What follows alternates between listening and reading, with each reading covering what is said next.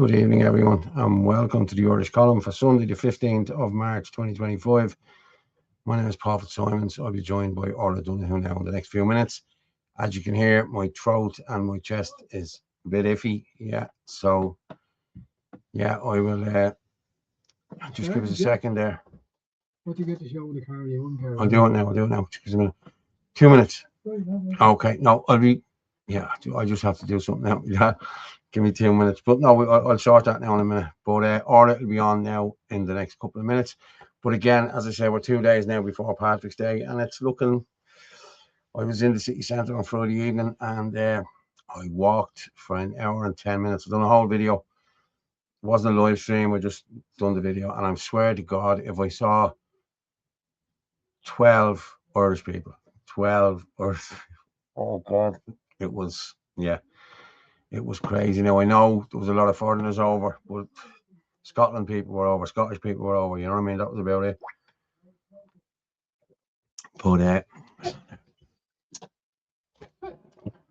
Yeah. And as I said, I saw it was just foreigners between Romas. Oh, it was just horrible. I swear to God. I'm going to just play a video. Yeah, I'm just going to play a video here, right? This is propaganda. Okay, this is Kirk Loco, aka, just while I do this, what I have to do. Okay, I'll play this now. It's just propaganda. We'll come back and talk about it. Campaign. This year for Trogra, we're highlighting the impact that climate crisis has on young women. I've genuinely never heard so much absolute fucking crap in my life. I'll try to remain calm here and debunk everything that she claims, but it's absolute fucking nonsense. So what you've got here straight away is a woman of African ethnicity. And I mention that purely because she's actually using the plight of one of her fellow sisters in Rwanda and using that to line her own pockets. And that is exactly what she's doing. She wants to pull on your heartstrings. She wants you to part with your own hard-earned cash. And that cash won't go to help this woman at all. It will go directly into her pockets and into the pockets of a CEO. Now, it takes 2 seconds to use Google or one of the many AI tools that are out there today. And yeah, they'll tell you that the senior staff members of Trogra demanded $750,000 in annual salaries in their last financial records in 23 to 24. So this poor woman working the fields over in Rwanda won't see a goddamn cent of that. The CEOs will and Katja will.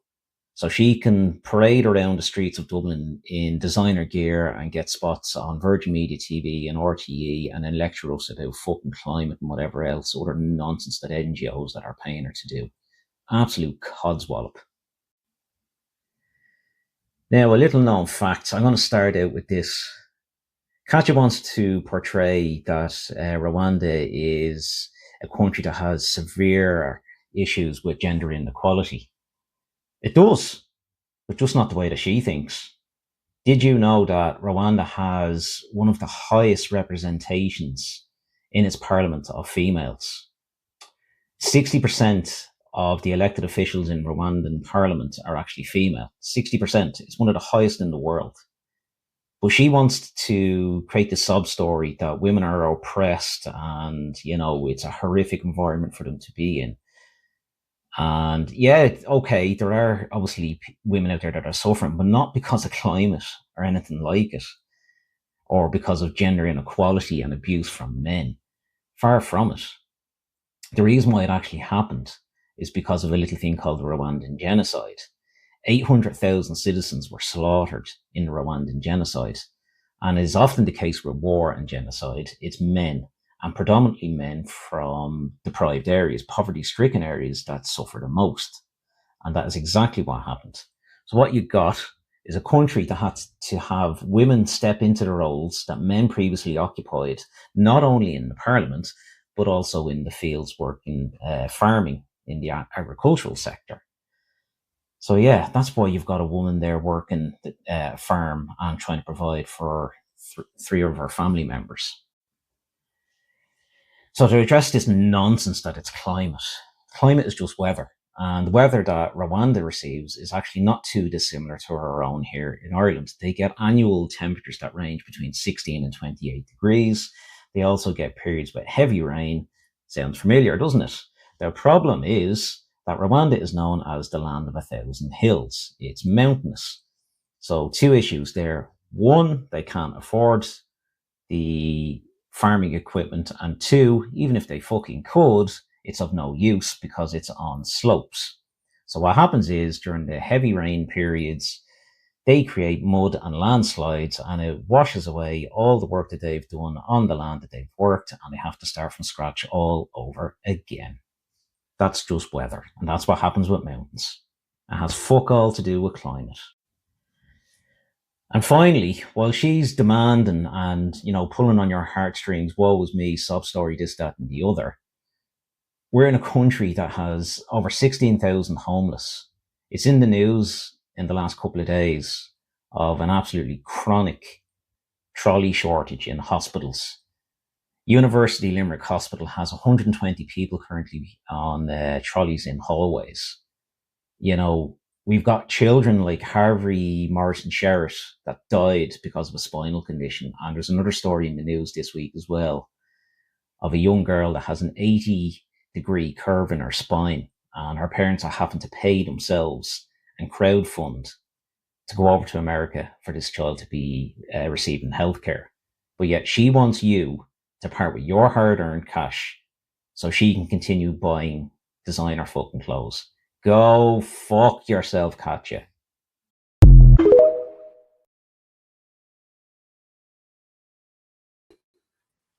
Yeah.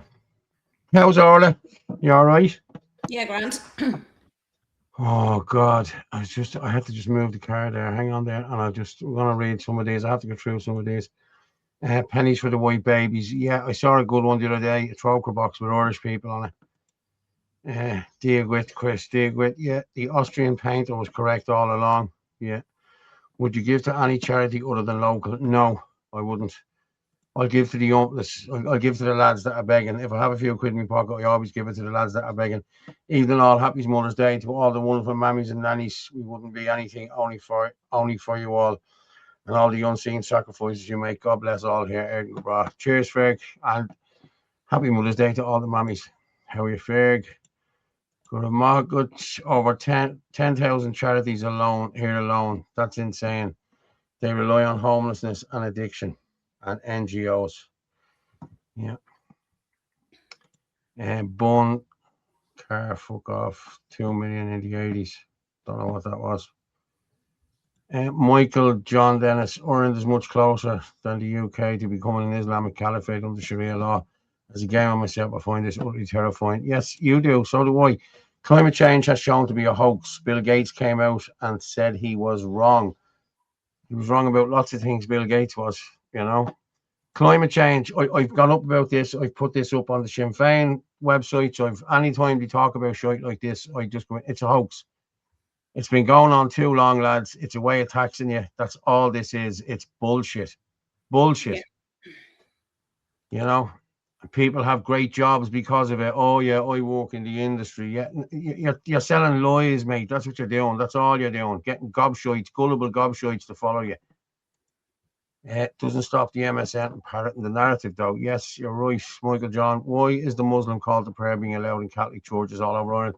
I've said exactly the same thing. Exactly. Fair play to Kirk there. Yeah, he is. Kirk is good. Hi, Orla. Hi, Orla. Fair play to Kirk. Good evening, Orla. How are your lovely cats? Hi. Evening, Paul and Orla, all watching. Hope the mammies had a lovely day. So do I, yeah. My mammy had a nice day. She went out for dinner and the whole lot, so all about control.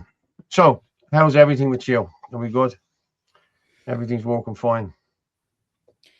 Yeah. Who just sent me in this? Grand. Oh my God. I get loads of messages sent in to me there now. Okay, I think I know who this is. Okay, but Fergus Power, good evening. Yeah, good evening. Christine, how are you, Christine? I would love Nick to do an audit of Troker. How many years has it been going, and you never hear of any successful countries? Well, look at them. They're all doctors and We know where the engineers. majority of the money's going to the CEOs. Should we have all the doctors and engineers that we paid for all them years ago? They're here now and they're committing crimes. Fair play to them. Well done, lads. Way to go. Amanda McGuire. Hello, Amanda. Hello, Amanda from Finglas. Hello, how are you doing, Amanda? How's things? Government doing nothing about the upcoming oil crisis. They said they're going to drop. They said they're going to drop carbon tax or something. Something to that effect. Didn't Greta Thunberg say we only have 5 drop a years lot more than that? It's 65% on petrol, 60% on diesel. And like that's just petrol hasn't gone up. Here yesterday, petrol diesel hasn't gone was up. 214. Petrol hasn't gone up. Petrol is still 189. You know, petrol hasn't gone up. My brother I seen drives it a petrol in one car. place here. I think it was 185. Because when I got it yesterday, it was 188. Yeah, is that for petrol? Yours is petrol, is it? Yeah, it is. Yeah, it's a small car. Yeah, my brother has a Lexus, a petrol Lexus, and he's the same. Yeah, hasn't gone up for him. 209 today. I paid 209. Well, it was 214. That's why I put up a post on my Facebook page, and I said they need to start putting into fibs at the petrol stations. Yeah, share this out, people. Yeah, fair play to everyone. We have a few there coming on now. Good evening, Paula, and happy St. Patrick's Day, all. Yes, hey, Mark. I might go in. I might go in and do a little bit of. I might do a live on Paddy's Day. I might go in and just do a little live. We'll see. But as I said, I walked through town on Friday night, an hour and 20 minutes with a camera, and just it was horrific. I'm being honest with you. Like, it's not the town I remember. Like, it's horrible. Who else thinks the war in Iran is to get to the Great Reset? Well, it's going to, isn't it? Yeah, I never believe governments. Yeah, neither do I. Michael John, there's a lovely Iranian English guy, Tabrizi, calling out Islam all the time. Yeah, it was sent to me the other night. I was on his YouTube channel the other night looking at it. He is calling it out. He's an ex-Muslim. He was a Muslim who converted, I think. And he's calling them all out. And that girl as well that was on last week, we showed her last week. She was a Muslim as well, turned Christian. It's not good, people. It's not good. The Muslim religion is not good, no matter how much they try to. Diesel today in Oranmore, Galway was 199. That's all right, Emma, because it's 209 in Dublin. 209. And 214 in Carlow. The petrol stations will just put the price up if the government cut the excise duty. Can they do that? They're talking about dropping some tax, not sure what. Yeah, I seen that as well. Micheál Martin said something, but he was very vague in what he said. Like, there are so many taxes and VAT, it's hard to keep track. Yeah, all governments are the same. Daylight robbery. Yeah, at least they took a more bleeding mask. You know what I mean? These are just robbing you. There's probably your fatwa put on him. Yeah.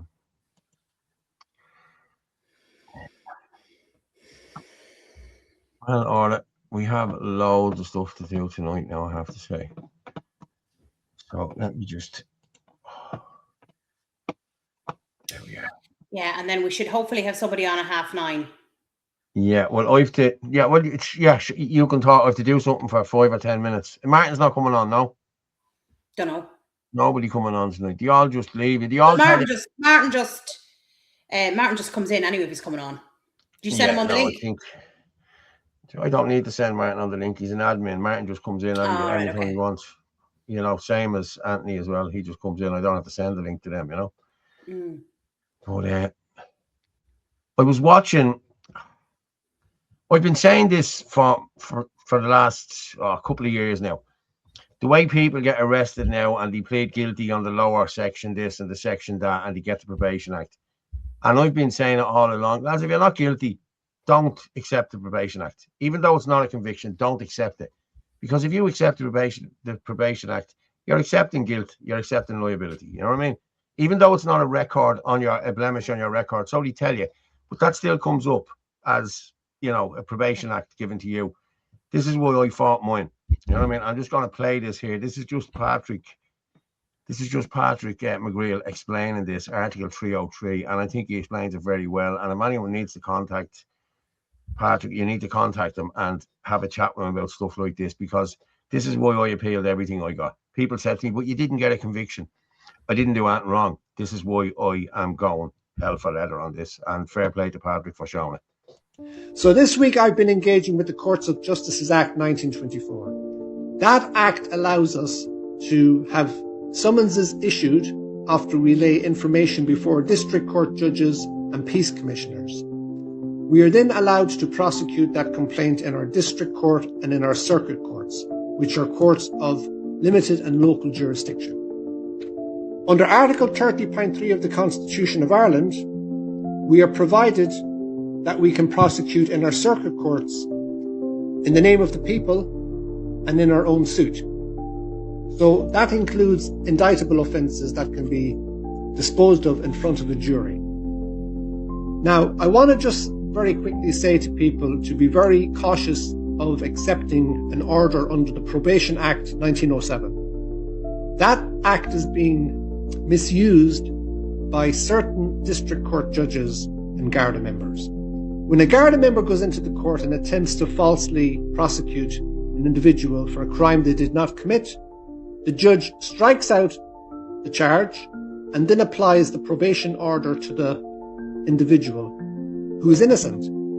They coerce the individual into paying hundreds and in some cases thousands of euro to a charity. They give the money to the clerk in cash in the court, there and then. And the guard gets away with falsely accusing the individual. And in some cases, they may have assaulted them and falsely arrested them. So do not accept the Probation Act 1907 if you're innocent, because what you're doing then is you're accepting liability. Appeal to the circuit court to vindicate your rights. And if your rights are not vindicated in the circuit court, they will be vindicated in the Court of Appeal, because that's where precedents are set.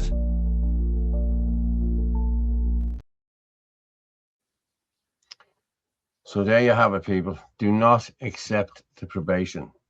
Do not. Because I've seen judges doing this, striking them out and giving you a lesser charge and just you getting the probation applied to you.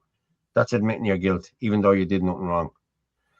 And someone said it to me during the week. A solicitor was actually talking to me and said, Paul, you should go further with your one. You know what I mean? Like yours is a really, it's an open and shut case, really. You know what I mean? And he said, you could get a few quid out of it. And I said, the words I said to him was, I don't want a few quid out of it. I want this video released and I want everybody to see exactly what happened on that day. I really do, because unless it's shown, people won't know. You know what I mean? We can all say this happened and that happened, but unless you actually see the video, you know what I mean? And then you'll know exactly what happened and how it all came about, you know? So I'm hoping for that day now in the next few weeks. So please God. I'm worried for my Hindu neighbours here. Okay, listen, Michael, just worry about yourself, mate. Your Hindu neighbours are not worrying about you. So respect to the 5 people at Mount. He's talking about the video I sent on about the I don't know if it's a cafe or a takeaway owner arrested because he wouldn't sell halal meat. Oh, I've seen that. Yeah, I've seen that. Yeah. I did see that. So that just shows the dictation of them. Yeah, Pat Farrell, respect to the 5 people at Mountjoy today. Pat, would you believe I was supposed to go in and interview? Anthony had said it to me to go in today, but my daughter didn't go away with her mum. She stayed up. So I'm daddy daycare for some of the day. But that's where I couldn't go in. Don't ever plead guilty. You're a legend that will be recognised in the future. Yeah. The corruption affecting our country will not last forever. Yeah, I know. Yeah, I agree. But again, as I said, unless the truth is shown, unless you see what's going on, well then we might do a GoFundMe to see how much we can get up to release it. The way the Sikh family was closed down. Yeah, I did see that, Michael John. Yeah, I did. Yeah, it was disgusting. But nearly everywhere is halal now. I got a kebab last week, and it was halal meat. Now, listen, I never really tasted the difference, but I just couldn't eat it last week. It was like the lamb. It was a lamb kebab, like, and it was just tough, like, you know what I mean? I think it was more mutton than lamb, you know. How you say, how you. How they were killed. Yup. You knew it. Adopt a thinking of never surrender. Exactly. Yeah, I've always had that. You were absolutely right, Paul. Thanks, Christine. Yeah, no problem. Pat, Gemma O'Doherty said she is meeting terrible cases of injustice in the Court of Appeals. Yeah, I'd say so. Yeah, I would say so. Yeah, definitely. It's happening all over the courts. It's happening everywhere. So there's Paul Nolan. Paul Nolan was the first person to be charged and convicted on that new law that you can't talk about a migrant. You can't out a migrant. This is why they're not telling you who these people are that are committing all the crimes. But if you're Irish, they can because they can, you know. Ballyhaunis Halal Centre. Yeah, Sean, good evening. Ballyhalal, more like. Well, we had an incident here last night in Carlow at Aldi. A man came in and caused a load of problems and trashed up the place and threatened staff and everything in Aldi. He was arrested. There is no definite confirmation as to who he was. I've heard on the grapevine he was not Irish, but until we'll say a news article comes out just to confirm it. But that's what seemingly we've heard. Now, we don't wait for news articles. I don't wait for news articles. If it's happened, it's happened. You'd say allegedly, that's how we get it out. Allegedly, this man has done all this in Carlow last night. So listen, it has happened. So yeah, but we don't have proper information on it. Well, that's why we're not given proper information. That's why we're just given what the information that we have. Yeah. Did you see the Union Jack flying over Cork City Council? I did. Yeah, I did see it. Yeah, it's disgusting. What was that all about? The council here are getting even more arrogant. Yeah, because they're getting Paul, that lamb probably died of old age. Yeah, I love a bit of lamb. Love a bit of lamb. Hi, Paul and Shah. Happy Mother's Day to all the mummies. I know you don't eat meat, Orla. You don't eat meat. I know that. I used to be married to a vegetarian. Oh, you cannot get chicken in the north of Ireland that isn't halal. Yeah. Really, Orla, I didn't hear about that until now. Is there any video of it? Any video of what now? I don't know what you're talking about. I forgot my name. It's not my name. I'm not. 33. Yeah. We have the new arrivals for this week. I'm just gonna put that up there. And then there's another video. Is it a video you're playing? No, statistics, right? Okay. Just the statistics first. I'm gonna show there now. Total weekly arrivals breakdown. Total arrivals 156. Okay, them numbers are bullshit. I'm telling you now, them numbers are bullshit.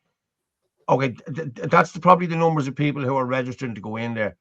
I got off the train the other night at Connolly Station. This is no messing, right? This is no messing, right? At whatever it was, 9:45 or whatever it was, and the Belfast train just came in ahead of us. Man, it was like, how would you say? It was like Haiti. There was black people everywhere with suitcases and whatever. I'm not messing. There must have been at least 100 come off that train. So that's one train. There's a train every hour down from Belfast. So if that's 100, you're talking 1,000 coming in there a day through there. They're not registered anywhere. They're just coming in here and they're just going into the wind. That's where they're going. Nobody even knows who they are.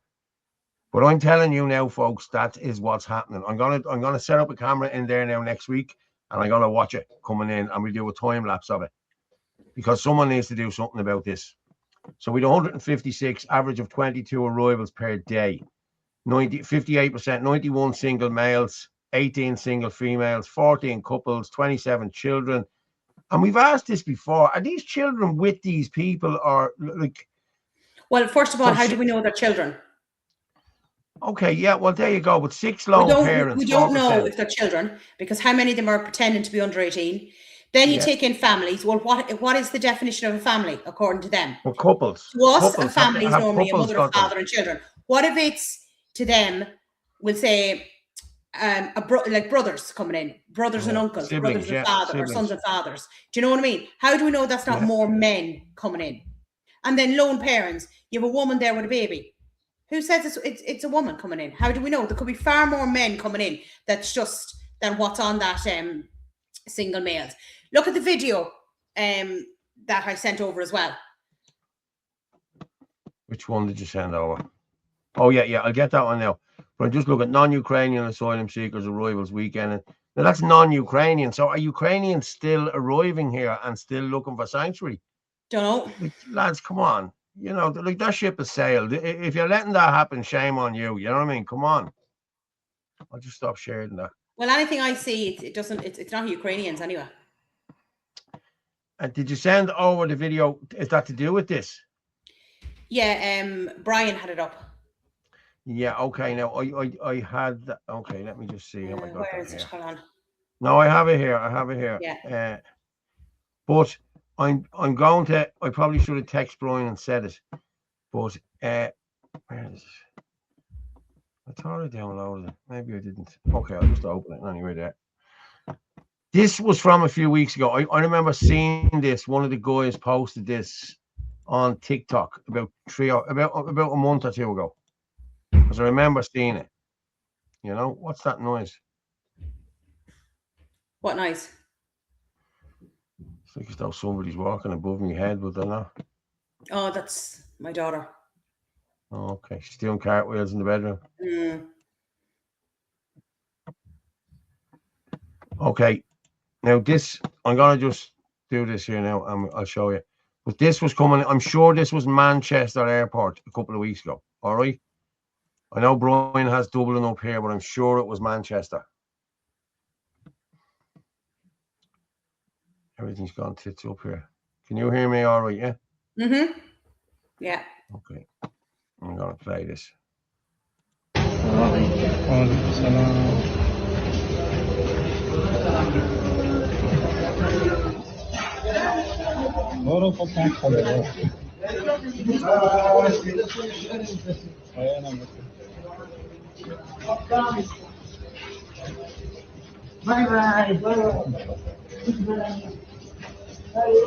All Afghani males.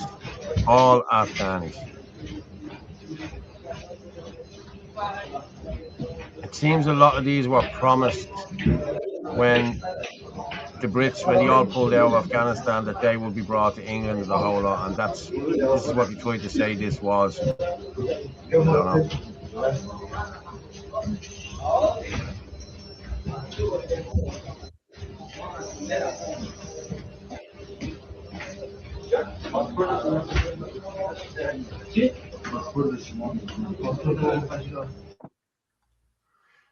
But again, all men, all young men, no women, no children, no older men. You never see any older men. Where are they? It's all like 20s, 30s, 40s. Well, all the older men came from Ukraine. Do you remember? I remember Philip interviewed them, the Pakistani fellas that were Ukraine citizens. Halal's funds mosques on terrorism. Yes, it does. Shocking. Watch Nottingham for St. Patrick's Day. Okay. Their props classifying them as children to hoodwink the figures. That's exactly what they're doing. But as I said, the Belfast train guys, go in and look any day you want. Stand there for an hour. Stand there for 2 hours. If you've 2 hours to kill, and you'll see it's crazy. The Hunger Games is right. We need a tech and big pharma out there. Yeah. What's Michael saying? Death by 1,000 cuts. I got the bus from Dublin Airport. Only Irish person on a packed bus. The rest were either Indians or Ukrainian draft dodgers. Yeah. Mate, that's all the time. And I have a friend who works in Dublin bus, and he said, but these are all walking. I understand they're all walking, like, but you know what I mean? They're taking Irish jobs. You know, they're coming in here and taking Irish jobs. I'm going to be honest with you. I'd do anything now at this moment in time once it pays me a few quid. You know what I mean? You know? Well, then stop them and send them back on the next train. Well, I can't do it. It's not down to me to stop them and turn around. There should be customs there. There should be some sort of an immigration something. There should be something there. There should be a table there to say, well, who are you? Where are you going? Where are you from? These people are just coming off a train and walking straight into Dublin city centre, and nobody knows. They're going poof into thin air then. You know what I mean? It's mad fight on Dublin Lewis last night, video circulating. I didn't see it. If anyone hasn't, send it on to me. Michael Johnson Prize UK doing any St. Patrick. Knives on the Lewis are terrifying. Yes. Okay, I'm going to close this one down and let me see, did anyone send in anything to me? Everything's gone really quiet here, lads. Starting to I don't know. Hold on. Certain words again, YouTube. Yeah, I'd say that's what it is, yeah. There seems to be a bit of visual lag on your end, Paul. Yeah, it's weird, isn't it?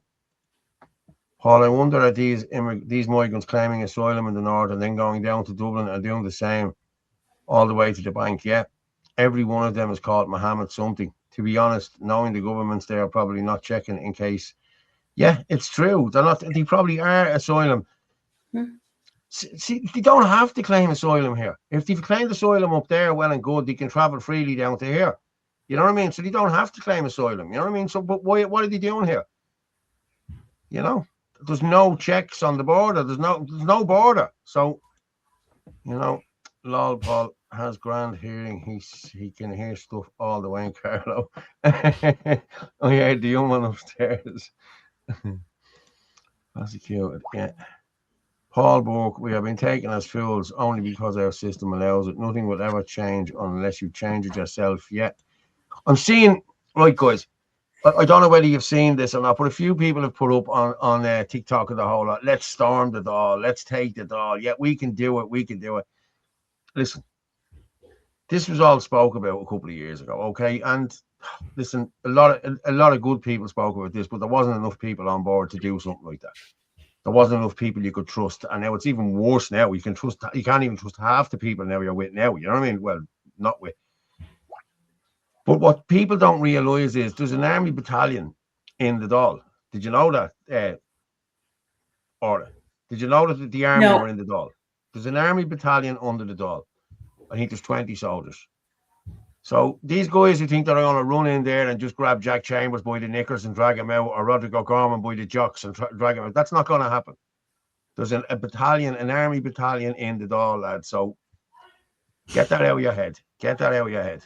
You know, that's only just going to talking rhetoric like that is just going to get you into trouble and get you arrested. I'm being serious. So drop it, lads. This is why UK.gov has introduced the new law. No criticism of these men whatsoever. Yeah, you're not allowed to criticize anyone. There was a video out last week of Ukrainian scabby trans pulling up to avail of their free food stamps. Yeah, seen it. An absolute joke. So many treasonous rats need to be held to account. I agree, Ferg. I saw it. Mercedes, I seen it getting into. Should we seen it there 2 or 3 years ago? Do you remember the beggars getting into the excuse me, the beggars getting into the 141 Mercedes? Check your internet speed, Paul. Your video feed is lagging hard. Okay, I'll check all that now in a minute. I'll play another video in a couple of minutes, and then we'll watch Crow Park for Paddy's Day. Okay. Good evening. What's going on in Crow Park Paddy's Day? But I will watch it. Don't worry. Yes, Sheik. The look of shock on his face. Yeah. John Flynn, we should stand in the airport with a big sign saying you've been sold a lie. Yeah.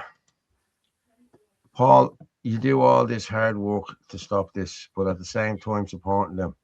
No one should be buying food from them or using Deliveroo. Get off your asses and cook a decent bit of grub. Half the bottle won. I do. I do. It's just the last couple of days I've been I haven't had time to be doing that, to be honest with you. I've been really busy. But look, if you want to go to a Chippers, go to an Irish one. If you can find one. The only reason I did go to that place was because my brother recommended it. He said, "Oh, the kebabs are lovely over," and I just didn't like it. Didn't like it. Interesting fact: Nottingham had more women to men, and now there's more men to women across the UK. Yeah, I know that. Armed police and armed military must be present. Yeah, Paul, you look very red. Do I? No, I don't think I do. Seen you worse. No. I've been redder. Took me 9 months and 15 interviews to get a job. At the moment there's now 100 people minimum applying for each job. Yeah, it's crazy the amount of people applying for jobs.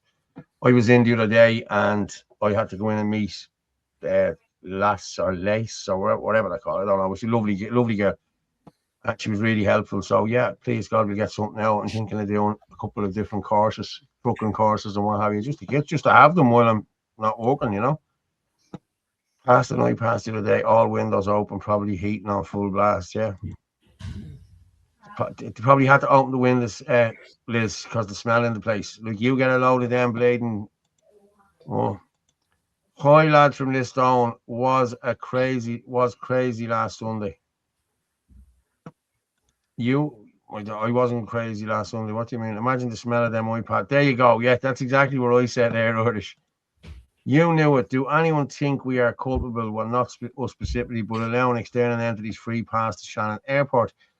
Like, that's been going on for years. Like seriously, that has been going on for donkey's years. You know what I mean?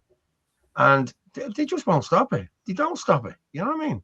He's over there now with Trump and he's licking his arse and, you know. But again, I don't care what wars there is, Ukraine, Iran, Israel. This is where we need to focus, not there. And the likes of all of these Irish politicians going out and we're boycotting this and we're the Donohoe Reardon done a video the other day. Did you see the video? I think I have it here. I'm gonna do this video. Donohoe, where is it? Yeah. Wait to see it. Guy did this video. Wait to hear this. Great to be here with Ruth G, an incredible candidate, somebody with a wonderful track record in terms of standing up for women's rights and indeed for migrant rights in Dublin Central. This fruitcake is out on a winter's day with the rain pouring down, talking about women's rights and migrants' rights. He's holding his young daughter, I take it, in his arms, out in the cold and out in the wind, protesting and screaming for more immigrants to come into the country. Undocumented males, predominantly, who thrive on young girls exactly like the one he's holding. Is there not a case for TUSLA, the child service, to come along and be like, first of all, having your kid outdoors in the rain and in a storm protesting to bring in more foreign black people? Is that not weird? Is that not dangerous? And the fact that you're an elected MEP, this is unbelievable stuff. Absolutely sick state of where we are here in Ireland.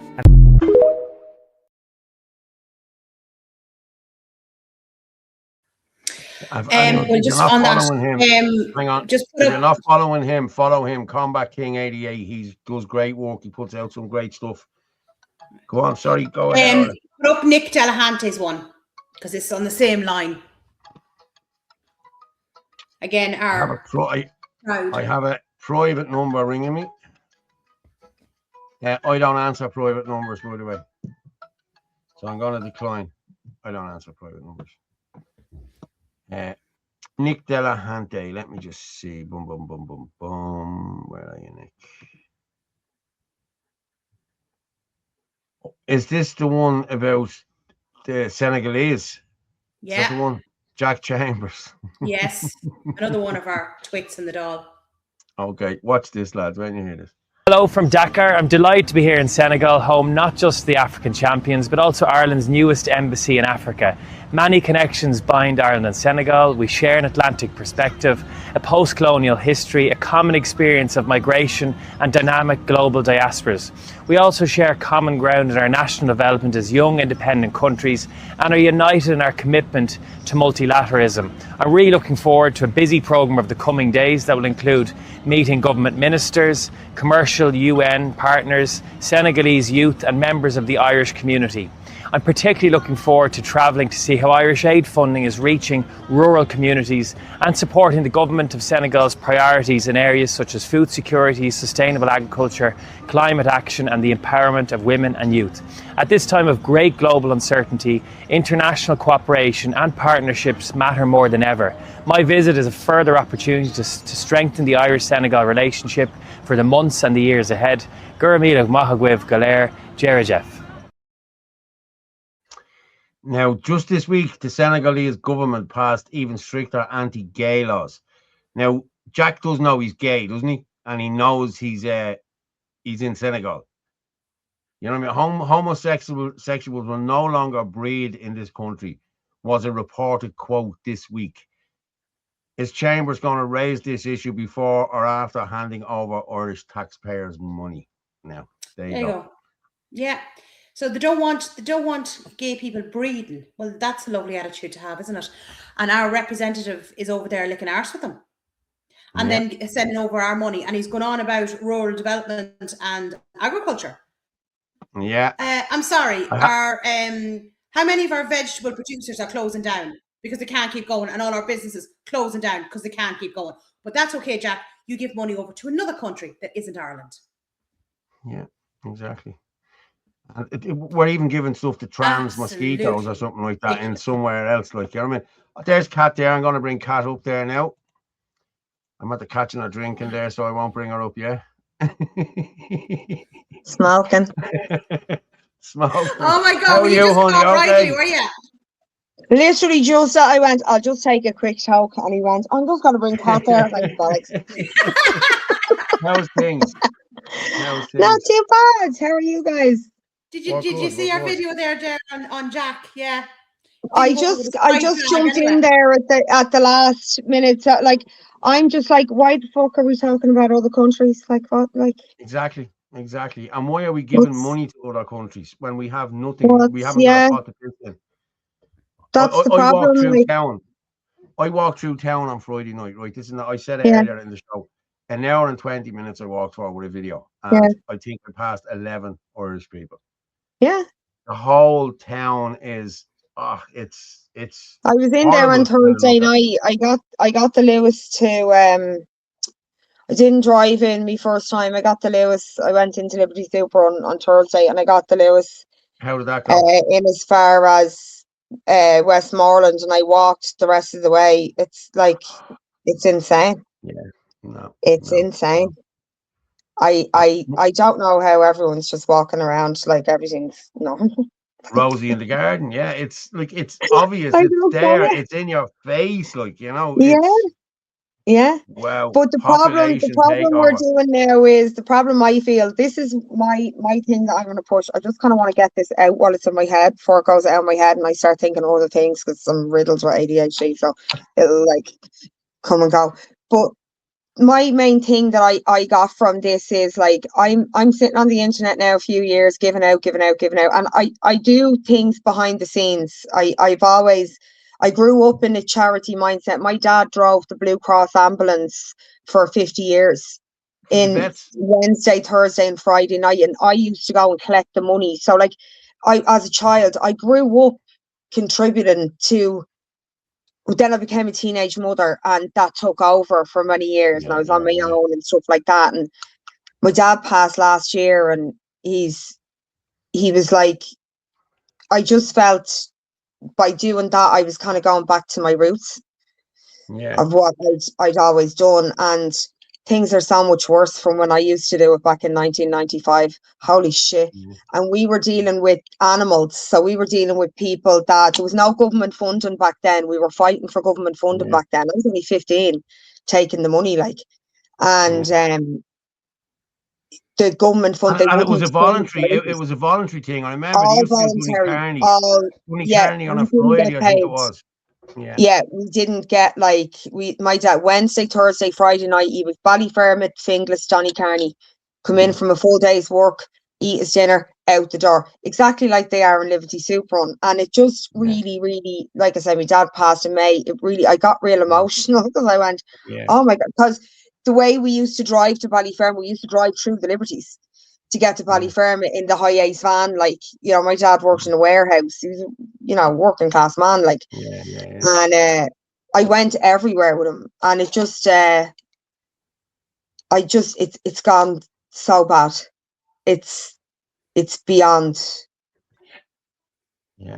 it's beyond bad. And the problem is that we're all sitting giving out, and I think like with the thousands of us that are on here now and all of the people that like follow us and stuff like that, if everybody did one thing in their community for an hour a week, Yeah. we'd fix this country ourselves, and we wouldn't need those fucking pox bottles in government at all for anything. Yeah. We need Yeah, to go true. back to that. There's too much, like, COVID separated everybody and made everyone strangers, and people like the drug epidemic is the biggest epidemic in this country. Like, Yeah. Yeah, it's true. it's the biggest epidemic in this country. Yeah. Addiction. There's not enough addiction centers. There's not enough help. Like, people didn't just wake up one morning and decide to become a heroin addict. Like, things happen to people, and not everybody is born with supports. And I have addiction in my own family, so I know it well. Like for a long Yeah. time, and I've had to pay debts. I've had to, so my life was really, really, really affected by it. So I know it well. And there's no support. Yeah. There's no support. There's no money. See, There's no I money grew for up. anything. No, I but this is grew what up. I'm There's no money saying for about mental health. community. There's no money for But mental this is what I'm health. saying. There's no money It's for hospitals. normally like it's single mother households, and it's always, I hate that even phrase, single mother household. How about we call it fatherless activities? Because like I raised mine on my own, no maintenance, no nothing. But I was labelled a single mother. How about I'm just labelled a fatherless household? There's a lot to be said, like, and I believe that drink and addiction is a lot to do with what's happened to the young men and women. There's so many women now, lads. So many female addicts. Oh, I know. Sure, listen, But you see this it. is what I'm we're going to be saying, honest. Kat. There is no help out there. There is no money for mental health services. Like, why, if we can bring all these immigrants over here and put them up in hotels, why can't we have more hostels? So this is how what I'm are people saying. so naive to what's going on? But this is where we need to now, it's shit or get off the pot. We can sit here for weeks and years on end and give out, or we can fuck Garda vetting. Why are we listening to them telling us who can and can't help in our communities anyway? We never needed it before. Why aren't we getting together? I'd love to start a boxing club in my community because that's what the boys up here where I live need. That's what they need. I'm a boxing coach. My son was a boxer. Like it's the given the time. We don't need money. We need time. You need to give your time. Yeah. And if everybody gave just a small amount of time, imagine what we'd accomplish. Like, imagine. And that's my drive now. I don't give a shit about anything else. Like, we need to come back to, do you remember when, like, communities used to come together and do you remember the festival week you used to have, the summer project, and you go to Clara Lara and all the brilliant things How I about we remember just from my bring all the childhood. kids up to a fucking field with some pads and some boxing gloves and some footballs and order a bouncy castle and fuck everything and an ice cream van, a $5 a head. Why aren't we all just doing that, like? Because we wouldn't be insured in case somebody fell. Kids fall. Who cares, Kids fall. That's what happens. It's the whole part of being a kid. But but we just need to organise it on the fly. Do stuff like that on the fly. You know? Kat, like me and you were talking during the week and we were just saying there are so many organisations out there that cannot manage without volunteers. Like, people don't realise how important volunteers are. Well, that's what I got to a point where I said, like, okay, I'm sitting here now a couple of years. It's time, instead of sitting giving out about it, I'm not in a position to donate at the moment. I'm on my own again. So like, and I'm looking after my mum. I'm on a carers and I'm like, okay, so what can I do? Do you know what? I get off my fucking hole once a week and go in and help. Yeah, you donate your time. Yeah. And that's when I started thinking, I was like, why aren't we all, it was a couple of hours out of my week. That's it. And come here, Kat, we'll say from beginning to end, what did you see? You probably went in with a bit of an image. What was the reality of what you saw? Well, like I say, because I've done stuff in community like Ballyfermot, Finglas, Donnycarney, I've done stuff in areas before, so I kind of knew, and I know how bad, like my grandkids were in homeless accommodation in town for a while there a couple of years ago. So I've been in and out of town a lot. So I know what's out there. But yeah, it didn't surprise me, but to see it up close is just really sad. Like I cried a lot the next day. And cried a lot the next day. What did you see? Is it younger people? Is it more women than men? More men than women? And were they all Irish? It's a lot of women. A lot of women. Yeah. It's a lot of women, lads. It's a lot of mothers. Yeah. It's a lot of mothers. And the mother is the structure of the household. I don't give a shit what anyone says. Yeah. For the first 10 years of every child's life, the mother is the centre part of that household. There's a And few fathers who disagree with that now. Me being one of no, I mean, like boys need men kind of after them. when they hit the kind of puberty, then they need to be taught to be a man. It's kind of handed over to the man there. That's what I Yeah. mean. You kind of let the mother nurture them a little bit so they don't turn out to be a dickhead, you know. And then Yeah. you let dad kind of, you know, take over and teach him how to be a man, kind of thing. That's just the way I think of it, you know. I know that's wrong. I just want to say a shout out to 10-year-old Aoife who's sitting watching us there. My 10-year-old granddaughter Aoife who is sitting watching now. She goes to boxing every Wednesday night. Keep it up, Aoife. Good girl. Go well on, done, Aoife. sweetheart. It's the best thing for girls. I got in the ring, got digged around now, but I got in to try it. You know? Yeah. See, I boxed up until I was about 14, and what was happening was I was too heavy. I was fighting 23-year-olds, you know what I mean? I was fighting maybe all-Ireland champions. I was just too heavy for it, you know. So I used to get back my a young lot. lad was too light, and he was fighting bigger lads, but it brought him on. Yeah. He was fucking brilliant. So. And Cash, what were the numbers that you were seeing there? I know you're only there for a couple of hours. What were the numbers? There for 3 hours. The numbers, there was a lot. There was a queue when I got there, and everyone was waiting really patiently, and everyone's really respectful, and you can just see they're really grateful, and the people that volunteer there are unreal. Like they just you know, just that thing that some people have, they just have it, like that warmth, that genuine care of that they're not even when you're talking to Chris, you can feel it off him, can't you, when you're actually talking to him? And come here, never mind Chris, his wife Lisa is a lady, like she's there as well. She's in the background. I've never met his wife. She's an absolute lady, like she's you know what they say, behind every great man, you know. There's a powerful woman. But she's let's just say that then. Okay. Listen, I believe men and women complement each other. It's not a competition. That's how I see it. You're right. Yeah. No, right. It's not. We're not equal. We should have equal, you know, human rights, but we're not the same. Like that's just fact. We complement each other. We're here for different purposes, and that's just it. One example. Allegedly, my belief. I'm gonna let Martin Murphy come in. My daughter is ringing me here, so Martin, you can come in there for a minute, buddy. Hi all. How are we doing? Hey Martin, how are you? Hey Orla. Hey Kat. How's the sound? Yeah, grand. Okay. I don't know.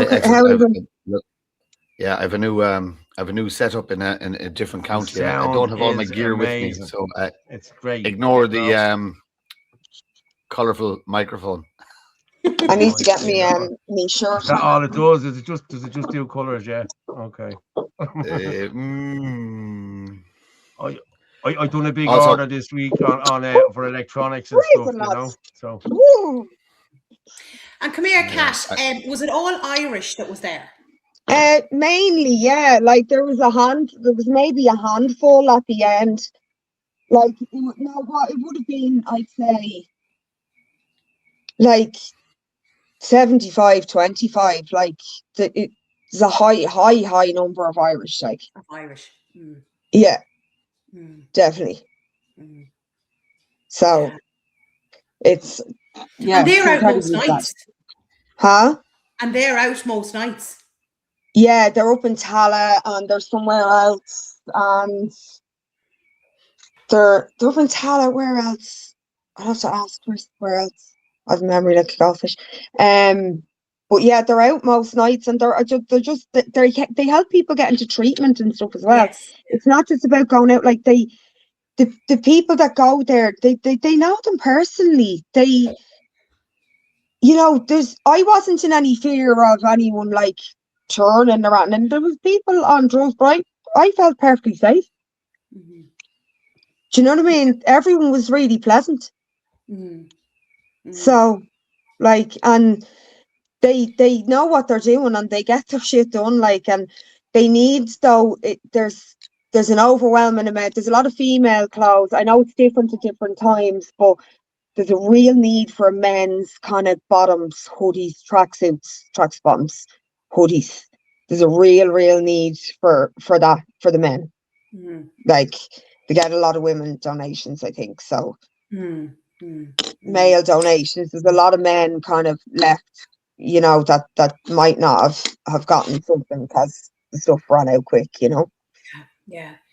So, But can you imagine, Kat, like we'll say, you know, if it's team in rain, like, and they get soaked and they've nothing, you know. But that's what was happening to everyone that night. And like, I was laughing. My name's Katrina. I was like, oh, Hurricane Katrina came tonight because the wind nearly took the, what you call it, the gazebo thing off. Yeah. We nearly took flight.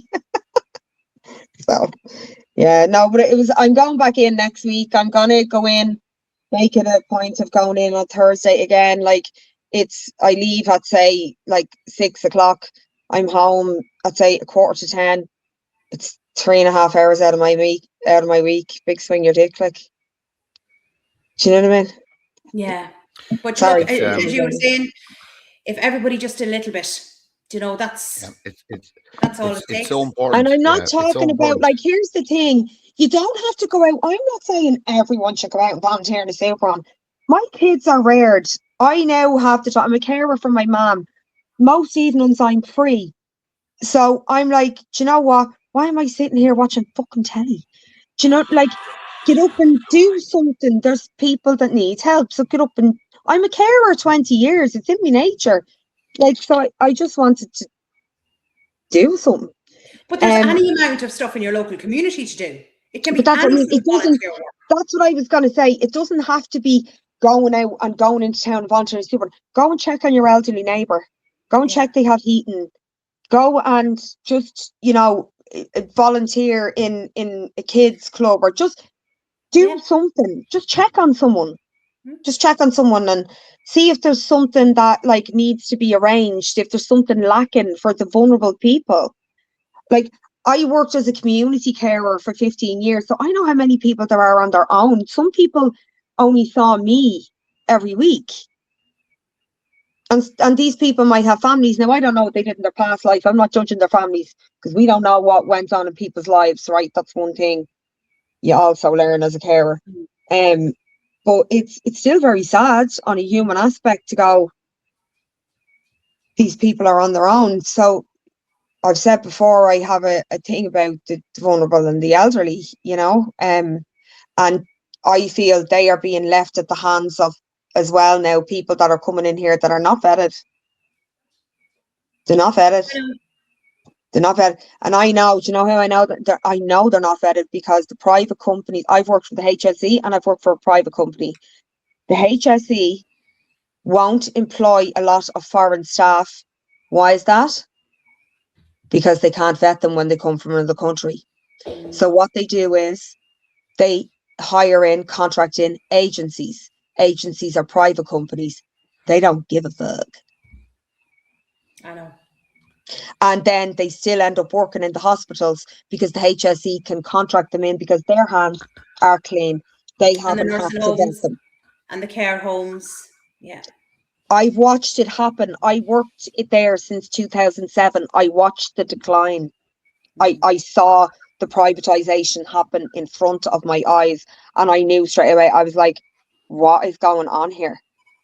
And there's some brilliant people. There is some amazing. There's actually a high majority that are really good. I worked with fabulous people from everywhere. But I'm talking about in the last kind of 5-6 years who's come in. There's people that came here 20 years ago that did integrate and all of that stuff, and I've worked with lots of them. But I'm talking about now since COVID. We're getting the dregs, lads. It's not and it's there. You can't deny it anymore. It's in the paper every day. It's not, you know. And then we're losing again, our like own. they say, we know there's Irish people doing it. We know all that and all that crack and everything. That's grand. But this is stuff that can be prevented because they shouldn't be here. Yeah. And it's just as simple as then that we're for losing me. our- Why we're are you losing adding our on? own- Why are you piling on more shite? Like, Yeah.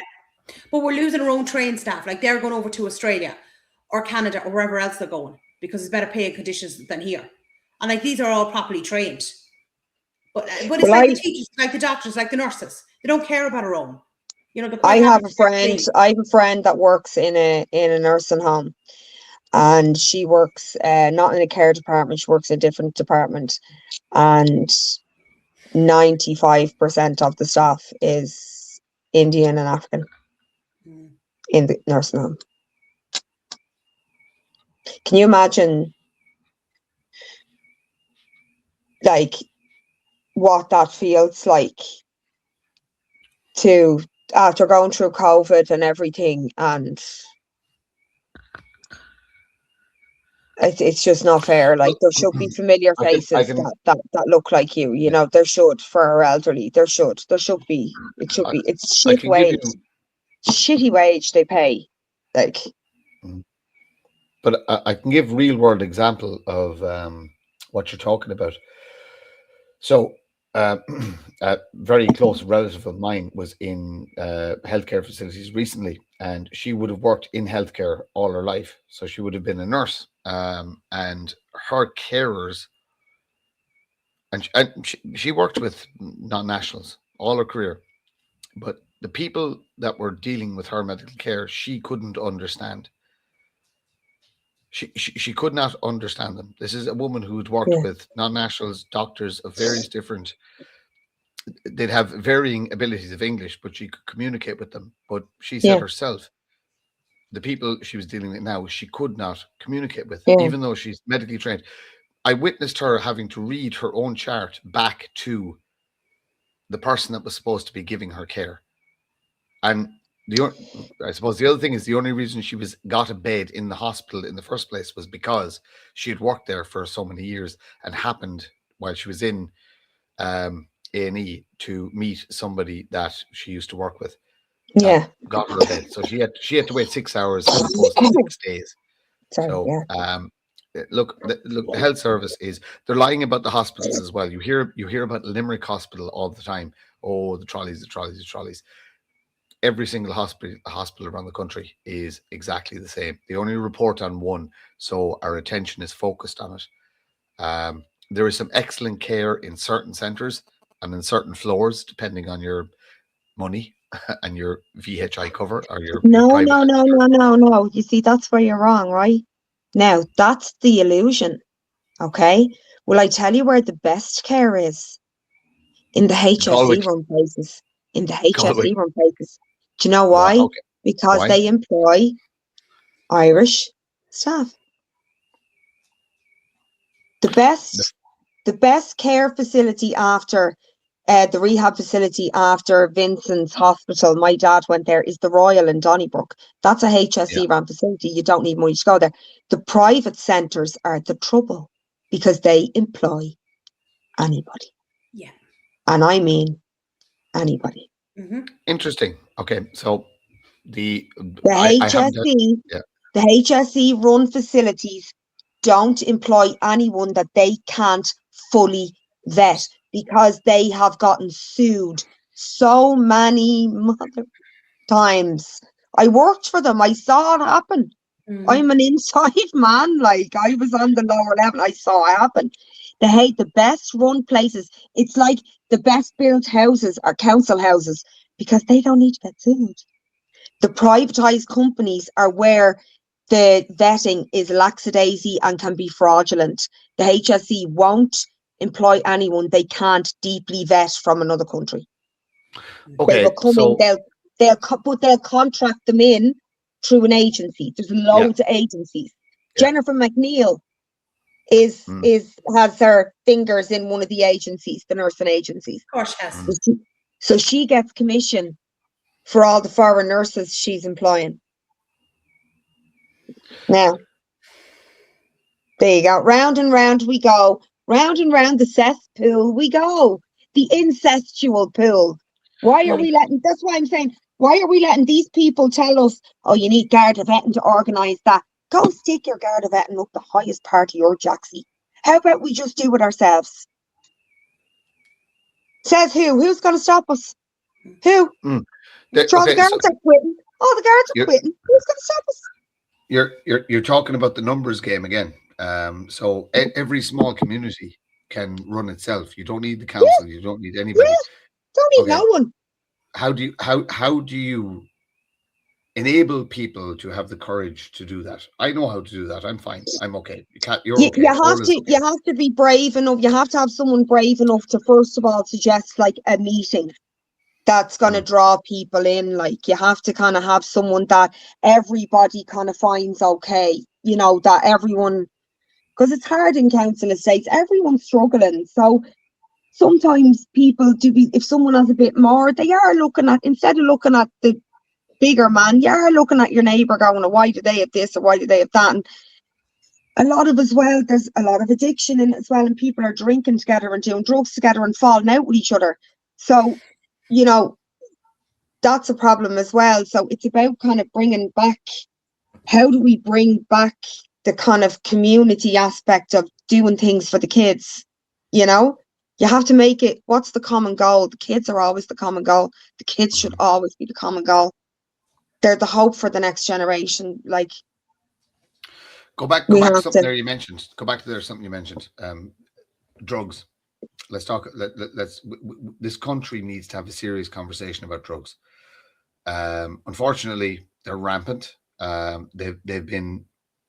It's so casual now that nobody even bats an eyelid. It's basically you go for your pints and you have your bump of coke and that's it. And that's your weekend. Unfortunately, that's carrying over to Monday, Tuesday, Wednesday, Thursday, Friday, and a lot of people now are running on coke essentially. And I talk to people. I drink a lot. I don't mind saying it. I do drink a lot. I love fucking me creamy pints. Is it a distraction? Is it an escape? Absolutely. 100%. Absolutely. It's a crutch. It is a crutch. It's no longer social. It's something that I need to do. I don't mind saying it. How do we address it for those who are struggling in what needs to be done? And everybody knows, they can feel it in the air that things are wrong. How do we deter people from taking the easy route, so to speak, with drinking drugs? What do you offer? I would suggest that people need to step back from the shame and start attending. Like there's NA meetings and AA meetings in all communities right now, and that's where you'll meet your community people that want to do something but don't know where to start. And when you are an addict, we're all addicts. I am as well. Like we all are. We're all addicted to something. Yeah. We're all addicted to something. Like, because we need to distract ourselves from whatever this show is that's going on. Like, I never fit into a box. I've always felt like an alien walking around. I don't fit into any box. Welcome to the club. But that's why we all congregated together. That's why all of our paths have crossed. Like, there's no accidents. And I know people are going, oh, yeah, she's great. I don't care. Like, I know what I'm doing. I know where I'm going. And I know who I've connected with and who I'll stay in touch with. Like, I just know, you know? And it's about maybe being brave enough to kind of reach out to your friend that you maybe know is in the same position as you and ask them to go to a meeting with you. Just take the little first step and go and see what it's about. Like, I've been through the rehab thing with a family member. I've done I'm talking in-house rehab. So I've done it all. And it's the most important thing is to talk about it, because addiction, like any abuser, your silence is its biggest weapon. And you have to learn to separate the addict from the person. Because the addiction, I call the addiction the demon. And the demon hates me because I hold the demon to account, and it can't fight me. It never wins. And recovery is something that addicts have to go through every minute of every day. It's not day by day. It's fucking hour by hour.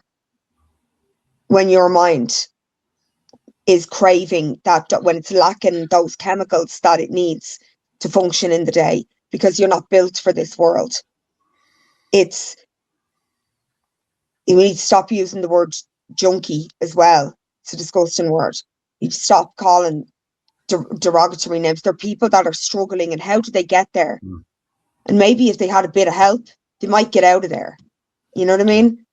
I loved at the start of what you said there, that you said we're all addicted. Yeah.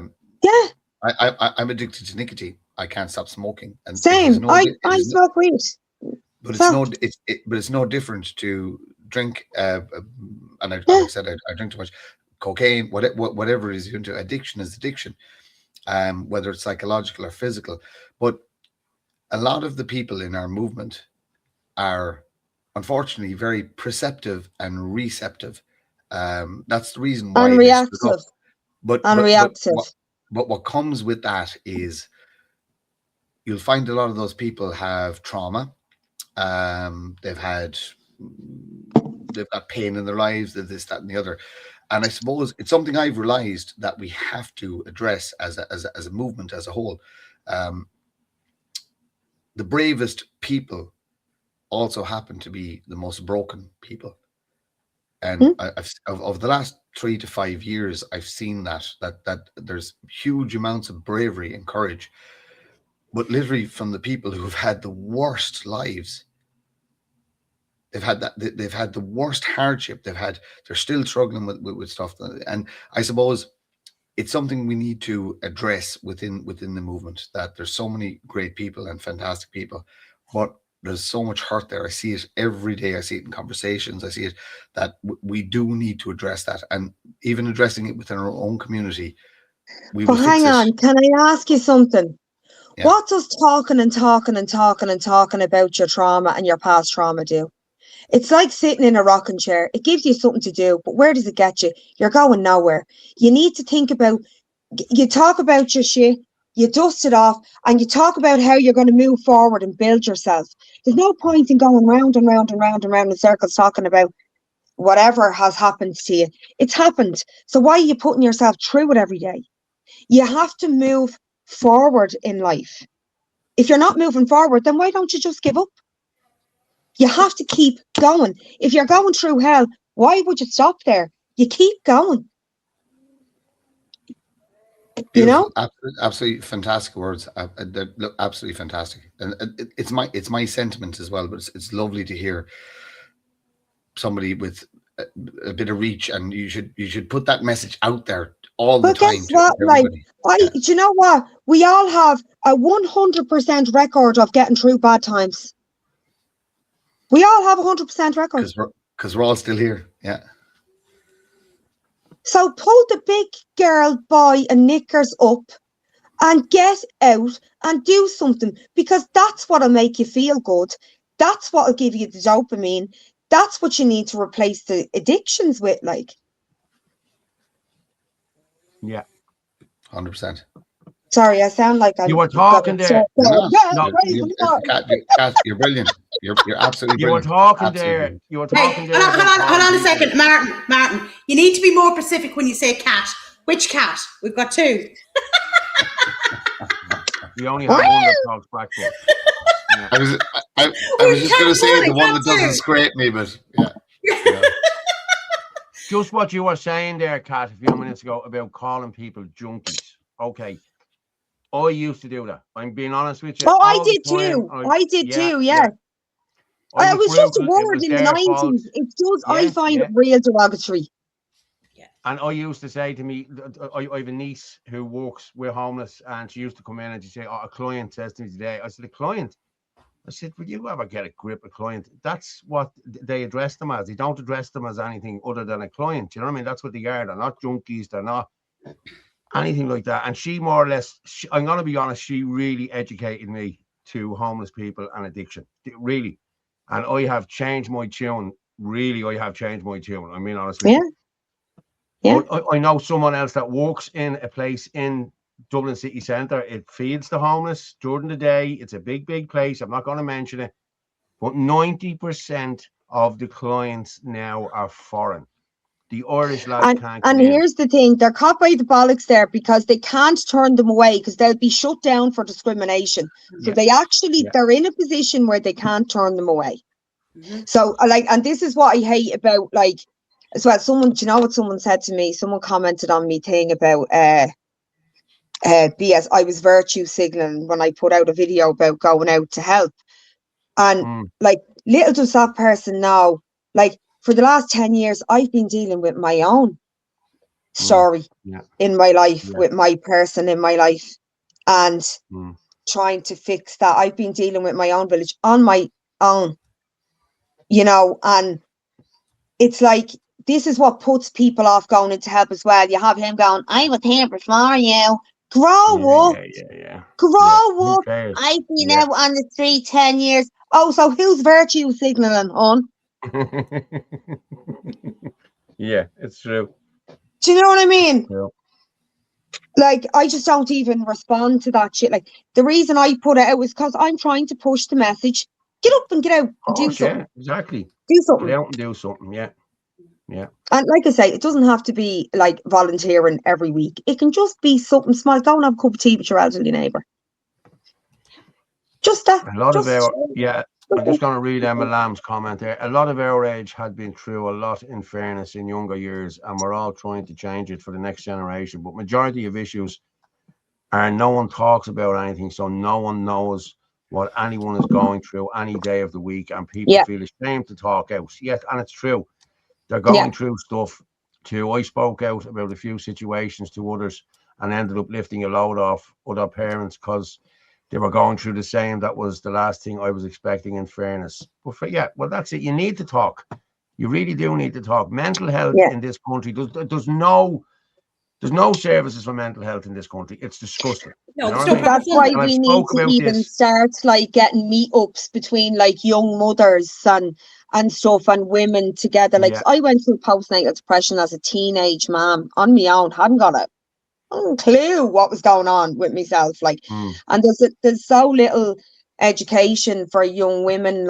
And I do think they need to reconnect as well, and young men, and just I think I seen a thing. I think I seen a thing there. Was it last week or the week before in Darndale? The girls have organised a women's, the girls' morning or the girls' coffee morning, whatever it's called. A little women's shed or something. Yeah, exactly. And the girls meet up, and I think Jade is involved in it off the next or podcast. Just going for a walk or something.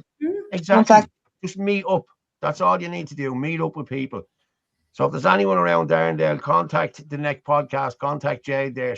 I think she was organising it, or she was involved in it in somehow. So I'm sure they'll put you in the right direction if anyone wants to go anywhere. Well, it's about maybe if someone in each area kind of had, who kind of can speak like we all can, put out a video and said, it got a WhatsApp number and said, look, if anyone wants to do a walking group or a coffee group, and put out a video and put the number in, or an email, whatever it is, and just get going that way. Just meet up and start talking again.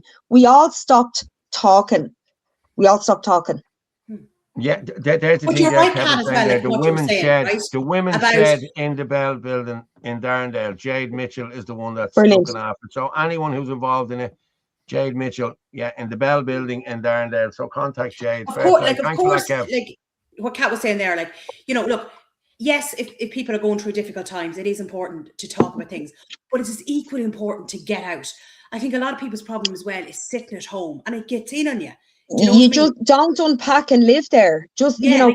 I'm not saying you can't go through your trauma. You have to go through the storm, of course, but don't stay there. What's the point staying there? Yeah. Do things to make you feel good. Find stuff that makes you feel good and do more of it. Because happier people make a happier society, and it makes a more helpful society. When you're happier in yourself, it makes you want to help people. We have to elevate ourselves. This is spiritual war, lads. We have to elevate ourselves. And myself and Maggie are trying to arrange something for Easter Monday. Okay. We're going to have details coming out. So if you still have me back on next week, you're welcome anytime. No problem. More than welcome. Yeah. Or Wednesday, we might know, but we're making inquiries. But just watch out, the revival's coming. It's coming, and we're gonna take the lead and arrange it, and we hope you'll all. I've my whole family coming and all. I've my son telling people I'm working on. We need to. The best thing we can do is come out and show just how many people have faith in this country that they're What I actually. will say to you is, Kat, don't let anyone hijack it on you. I'm just saying that. No. When I tell you this is me and Maggie, that's it. Good. Close door. That's it. Too many chefs spoil the broth. Listen, Paul. That's it. Nobody's going to be messing with Kat these days. All she has to Could say you? I'm going through the fear, someone trying to railroad me and Maggie? No, me and Maggie together. Could you have to say, Kat? All you have to tell people, Kat, is you're going through the menopause. They'll not come near you. She's out the other side, you know. But it's not. We don't need anyone. It's not a rally. It's not going to be that way. We'll explain it all, and it's just we'll call it a call to prayer. Exactly, all right. Yeah, a vigil. Yeah. Now our call to prayer. Yeah. Our call to prayer. We can do that too. We can do that too. Yeah. So that's the plan. Deadly. We'll enlighten everyone really soon. Oh well, let us know and we can put it out there. We'll have it out there for you, don't you? Yeah, that's we haven't put on now because we're just making arrangements. So, but I'll be finalising stuff now over the next 48 hours. So that's it. Cool. Well, you let us know. I just want to share this here while we're talking about things to get this. Yeah. I don't want to get it out of the way, but throw it in there. This is the Excess Deaths Walk for anyone who's going to go to this. It's next Friday, March the 20th at 11 a.m. You gather at RTE, walk into the Irish Times. Please bring a photo, flower, or other mementos of your loved one who died suddenly. 26,000 excess deaths in Ireland is scandalous. So people, listen, if you're around that day for a little walk, please do join us because I'll be there. There's a few of us will be there. So, if you can, please do join us. Thank you for that. Is that next Friday? Next Friday, the 20th, yeah. At 11 a.m. Yeah, well, I'll see you there. Yeah, I'll be there. Now, a few friends of mine have said they won't be able to do the walk, but they'll meet us there and then meet us down at the Irish Times. And I also have another one to put out here as well. This is for the 1st of April, April Fool's Day. The Tusla one, yes. Tusla is not fit for purpose. Children are being failed. It's up to us to fix this. Organised by concerned people of Ireland. I know who have it organised and are good people.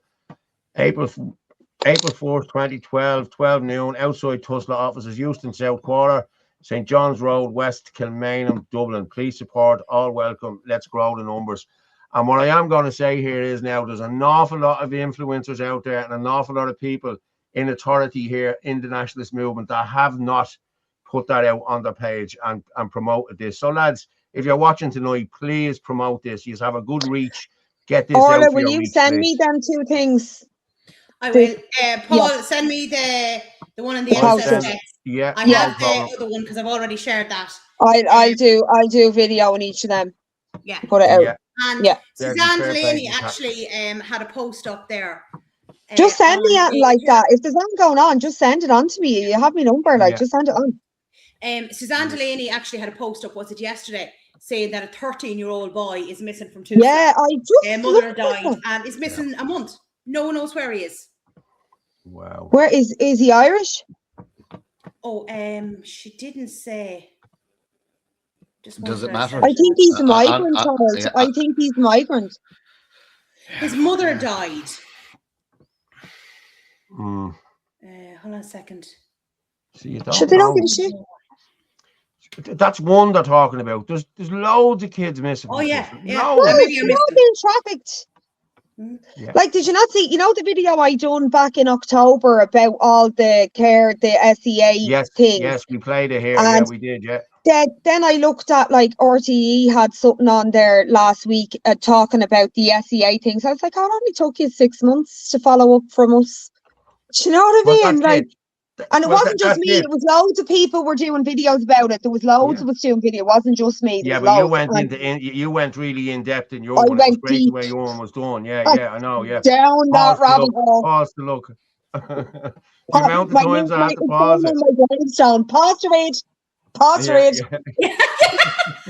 Well, Kat, now hold on a minute now, Kat. You've been very busy getting lovely pictures sent to you on Mother's Day. Oh my God. Who's sending you pics now? Anyone we know? Go on, Kat, tell them. I opened up my messenger on Facebook, and some fella, he had sent me a few. How are you doing? How are you doing? God. And then I got a picture of his crotch with a little hard nubbin in the thing. Yeah. And Kat was very, very kind to share that all with us. So I shared it, and I shared his face, and I tagged him in the video. You did not, did you? Yeah, I did. Oh no. And I told him I'd rather shave me fanny with a rusty machete than go anywhere near him. You gotta love it. You gotta love it. Oh no. I actually, Kat, oh my God. Kat, I can beat you on this. I got a message from a man the other day asking, did I want to meet for coffee?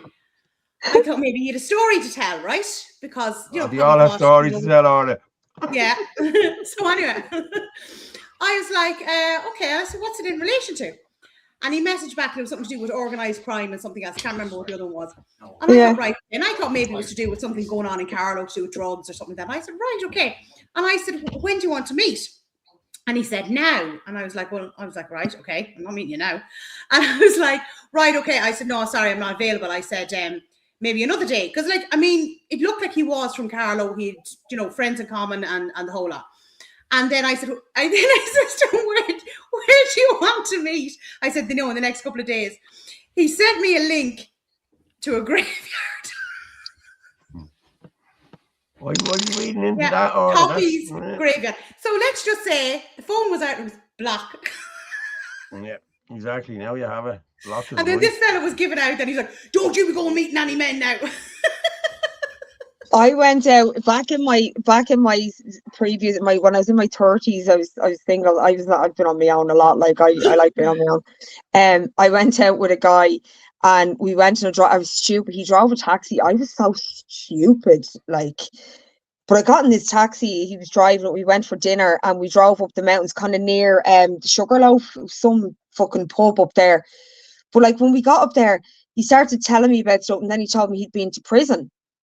Right, so I'm up this mountain on my own, this cunt is bringing me home. Shit. He was a kleptomaniac. Right. And he's like, yeah, nice jewelry.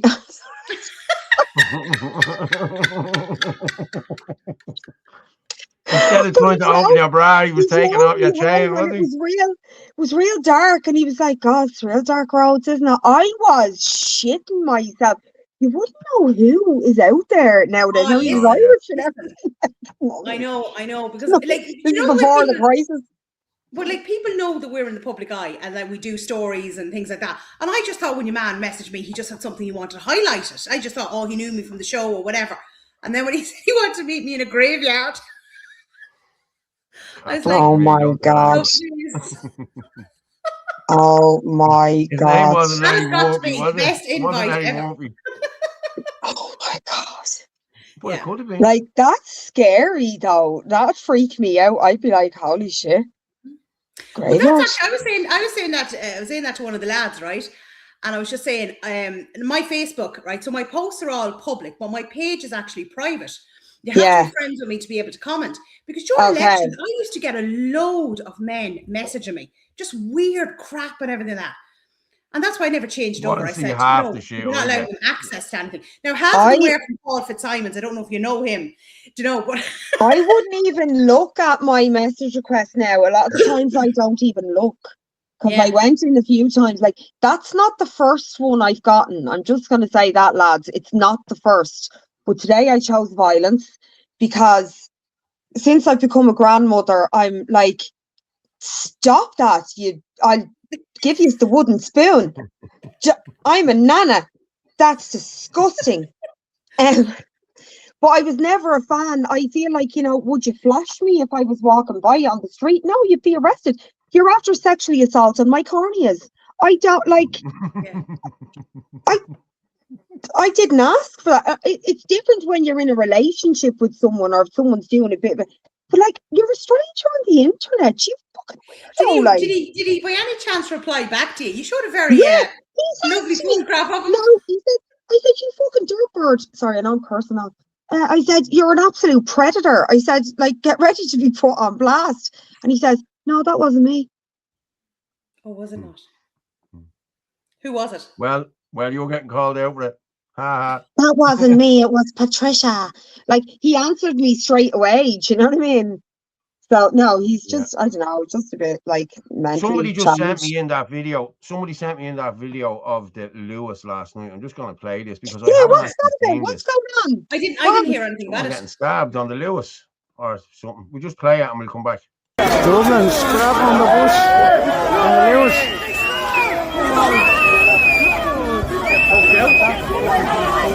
That's the Boston Super.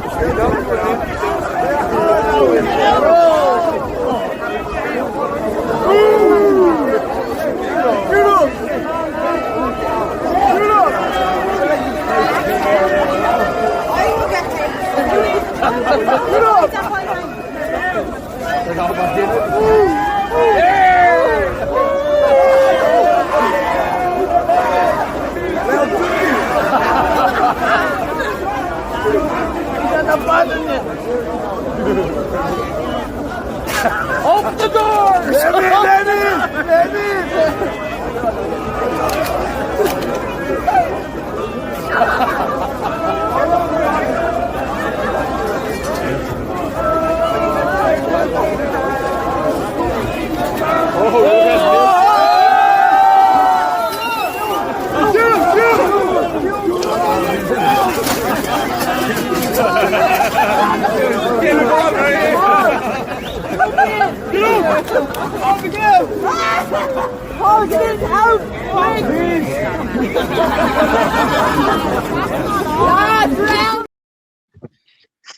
Wow, that's heavy tack, isn't it?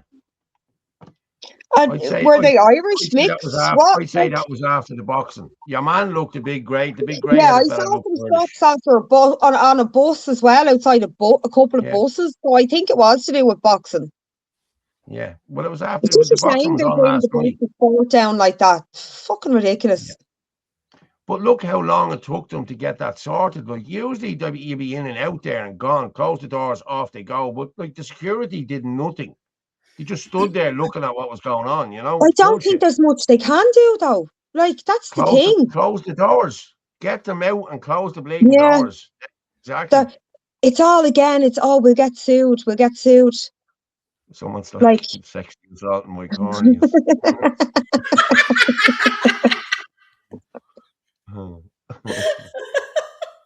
Can't take me anywhere, lads. What's the best nationalist party in Ireland currently? Take a good lead in the polls. I've no idea. I don't follow well parties. I have to say Ireland first. I have to say my own party. Like, you know what I mean? Yeah. Listen, it's like everything else. There's that many parties going around at the minute, because I think there's 16 parties at the minute. I can't tell the difference, lads. It melts my brain. I don't know. I just like who I like. Here, Cat. For one that's ran for 2 elections. My name is Orla and I hate politics. Yeah, I just kind of see it as I like loads of different people that are in loads of different parties, but I couldn't tell you what parties they're in. Yeah. Ireland first. That's I my don't favorite. affiliate myself with anyone. I'm a bit of a lone wolf like that. You know what I mean? Yeah, he's with Ireland first. I am. Yeah. I'm just, like I've said to you before, I'm just on our team, the working class people, the women, the children. That's all I'm interested in. I'm not, the homeless, the addiction, all that. That's all I care. Just people that are in trouble. I couldn't give a shite about the rest. Doing our own thing. Yeah, that's exactly it. Well, there you go. Christine Dowie, thank you. Ireland first, only one I know and trust. Fair play. I'm going to throw you that 50 later on. Well, I'm not going to throw you that 50 later. You know, everyone knows No, they can Paul, trust. I like you. Like, there's certain people that I like. No, I got a good vibe off you. I think you're a good person. Like, I like you, and I'm a pretty good judge of character. Listen, he doesn't get this praise from me. Don't be encouraging him. No, they need a bit of encouragement here and there as well. Oh no, Cat, he does, but he normally gets it from the gay men in the comments. Where's Michael John when you need him? He tells Paul every night how gorgeous he is. Hey. I think you're all great. I think we're all, like I've said before, we're all in it for the same reason, and it's just like none of it is going to matter. It was the same 100 years ago. They didn't agree on this and they didn't agree on that and blah, blah, blah. But at the end of the day, you have to just come together and get over all that shit, and none of it matters. It's all just noise. It's Ireland and her children is what matters, and that's all I care about.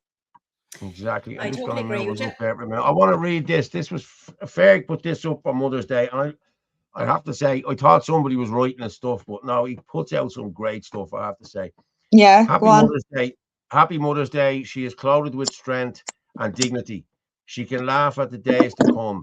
She speaks with wisdom, and faithful instruction is on her tongue. She watches over the affairs of her household and does not eat the bread of idleness. Her children arise and call her blessed, her husband also, and he praises her. Many women do noble things, but you surpass them all. Proverbs 31, 25, 29. My precious children are absolutely blessed beyond imagination because of the one they get to call mum, just as I am with my own wonderful mother and mother-in-law. You're a lick, the mother-in-law. I got that as well. You are the beating heart of every family, priceless, irreplaceable, adored, cherished, appreciated, and loved beyond any words ever written. Wishing you all a truly beautiful and blessed day, because no one deserves it more. If you're missing your mom today, know that she is looking over you and with such love and still walks beside you, protects and guides you until you meet again in heaven. God bless you all. He just had me in tears, the fucker. I swear to God, he does. Yeah. That's lovely. Yeah, it is lovely. And he puts out, I love the stuff Ferg writes. That's why I talk about it every week, because I do. I genuinely like Ferg's stuff. But God bless. I love the mother-in-law bit. I have a great relationship with my daughter-in-law as well. I'd adopt her, only it'd be weird. Like, I love her. I adore the mother of my grandchildren. I never talk about mother-in-laws at all now, because what happened was, when I was married, my mother-in-law was, I'm not messing, she was a lovely woman. She was a great woman, Patty, right? And God bless her, she's gone now, but she was a beautiful woman, right? And I really did love her. And what happened was, I put into TV3 her birthday one day, because I was working, I could email it in, you know? And I put in, I said, can you wish me happy mother-in-law, happy 75th birthday, blah, blah, blah, blah, blah. So, of course, we're all sitting there watching it on TV3 that evening, you know? I said, I put it in. And next thing, Martin comes out, you know, hello, everyone. Hello, ha. Remember the way Martin used to go on? This is for Patty Kavanagh from Baldoyle, who was 75. This is from our son-in-law, Paul Fitzsimons. You fucking lick. I thought, you dirty bastard. Everybody was listening to it. I was disgusted. I swear to God. You lick. I met him the next week out in Charlie's. I gave him loads of bleeding stick. I said, what did you say that for? Just the way it came out. Yeah, I was disgusted. I swear to God. No, I know. I think it takes a village. I love how involved I am with my grandkids and all. They're in my house all the time, and it's so important. And that's what we need to get back to as well, is being the village for the younger generation. And have you seen? Two, I think. How many grandkids do you have? Two. And they're Irish twins, like they're the same age for 6 weeks in the year, boy and a girl. Yeah. Me and my sister are the same. Yeah. But, couldn't wait. Have you seen these two coming in? These two Indians that are doing their video around Letterkenny. Have you seen this in their new home? No. I'll play this and we'll come back. Hello friends, we've got some good news to share. We have bought our own house here in Ireland, and it's a 4-bedroom semi-detached with 3 bathrooms, and we would like to share our experience with you guys. So in this video, basically, we're just going to tell you how a newly built house actually in Ireland looks like without the furnishings.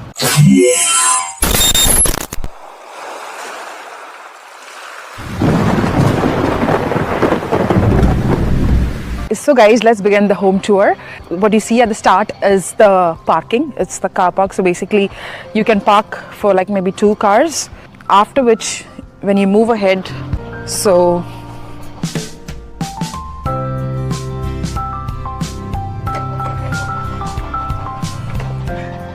ta-da!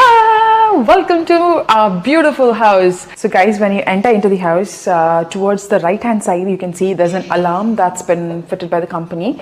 So there's a code to it. So we just need to put the code in and the alarm is activated. Now, when you move into the kitchen, this is our back door. And like you can see, we have a small garden to the back side. So when you open, this is a wee backyard. Bathroom.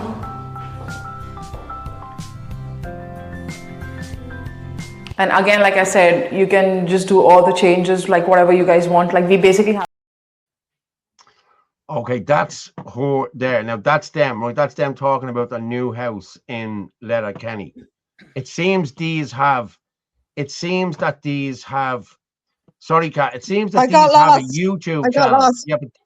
Yeah, but these have a YouTube channel. These are buying houses everywhere. They have I couldn't watch more than a minute of that. My blood is on fire. I can't. I can't. Do you have another video there? My phone off the wall. Oh, I know. You have another video there, right, of them actually buying a house in Poonam in India, in beside where his family lives. So I'd say they're well-to-do in India. You know what I mean? Coming here to Letterkenny and buying a brand new 4-bedroom bleeding house. That should not be allowed to happen here in this country. I don't care. No. You should have to be a resident here 10 years and have and be paying tax for 10 years. And all that stuff. You should not be able to buy a fucking Irish house from another country. No way. Yeah. I agree. Yeah. Come here, lads. I'm going to have to jump off because I'm up with the grandkids again tomorrow. No problem. So they're off tomorrow. They're off, yeah. Pleasure, and I'll chat to you during the week, or I'll chat to you during the week. Yeah, and sure. And send them pictures of I will. Yeah. All right. I'll send them on to Orla. Thanks so much, Kat. Thank you.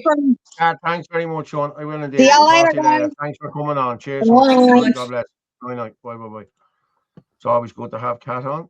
She's she'll be back on next week, I'd say, to promote whatever is going to happen on Easter Monday, which I hope it will be good if they've had to do it.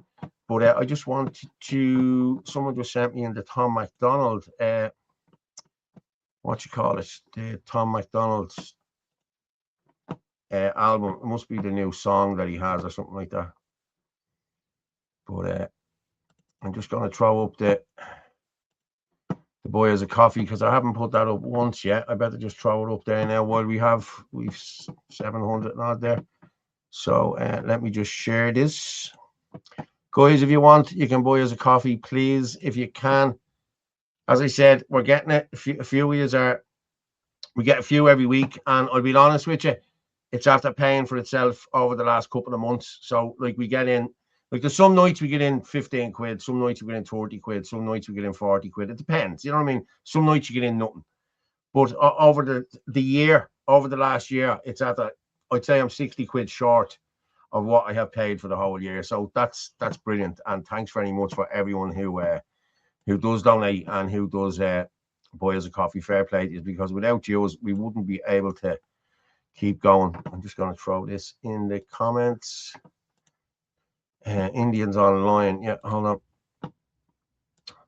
In UK, Indian doctors practice. Yeah, Indian doctors practice.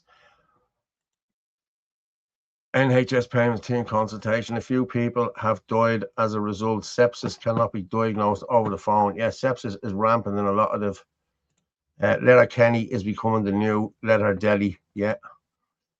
How much is it? So much sepsis now? There's loads of sepsis now. That's what people are dying of now, sepsis. So if you can't buy us a coffee, days go, guys, I'm going to take it back down. Orla, I'm not hearing you there for some reason.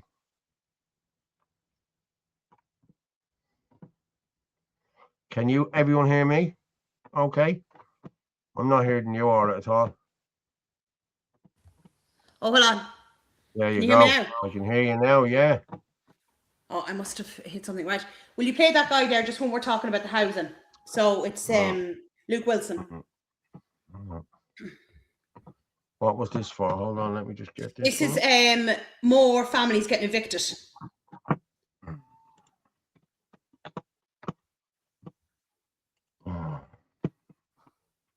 Did I pull that down? Just looking there.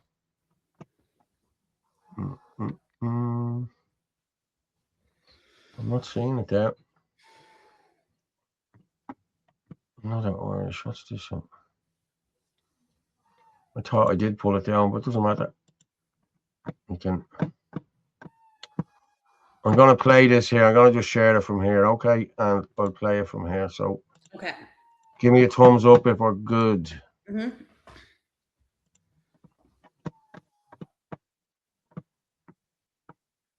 We're starting to lag here now for some reason. Irish landlord has served eviction notices to over 20 tenants in an apartment block in Limerick City. He apparently served the notice just before the new rental rules kicked in on the 1st of March. The landlord's plan is apparently to sell up. Here is a short clip of arguably the greatest economist to ever live, Thomas Sowell, on who wins and who loses when rent controls are introduced. Who benefits from this arrangement? Politicians, most of all. How? Because they get the reputation of being for the poor and the downtrodden, and that they're setting aside affordable housing units, usually in some token amounts.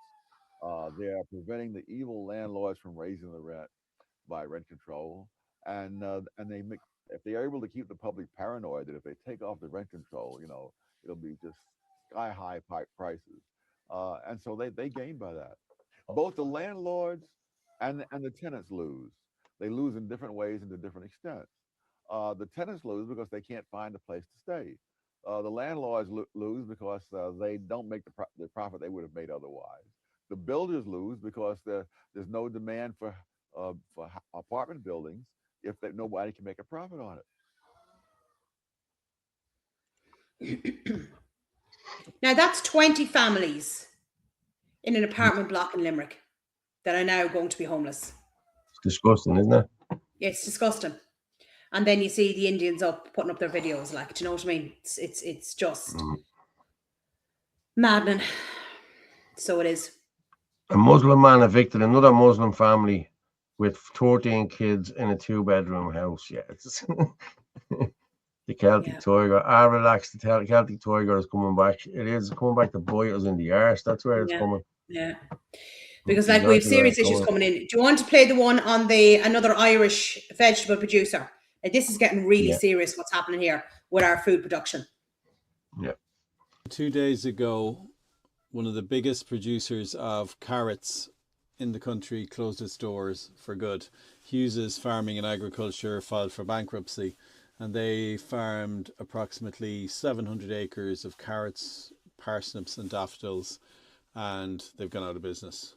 And you just have to look at the inflationary pressures over the last 10 years and the price paid for primary produce. Effectively, the price has been eroded. The price paid for vegetables has come down since 2003. So rather than going up with inflation, it's actually come down.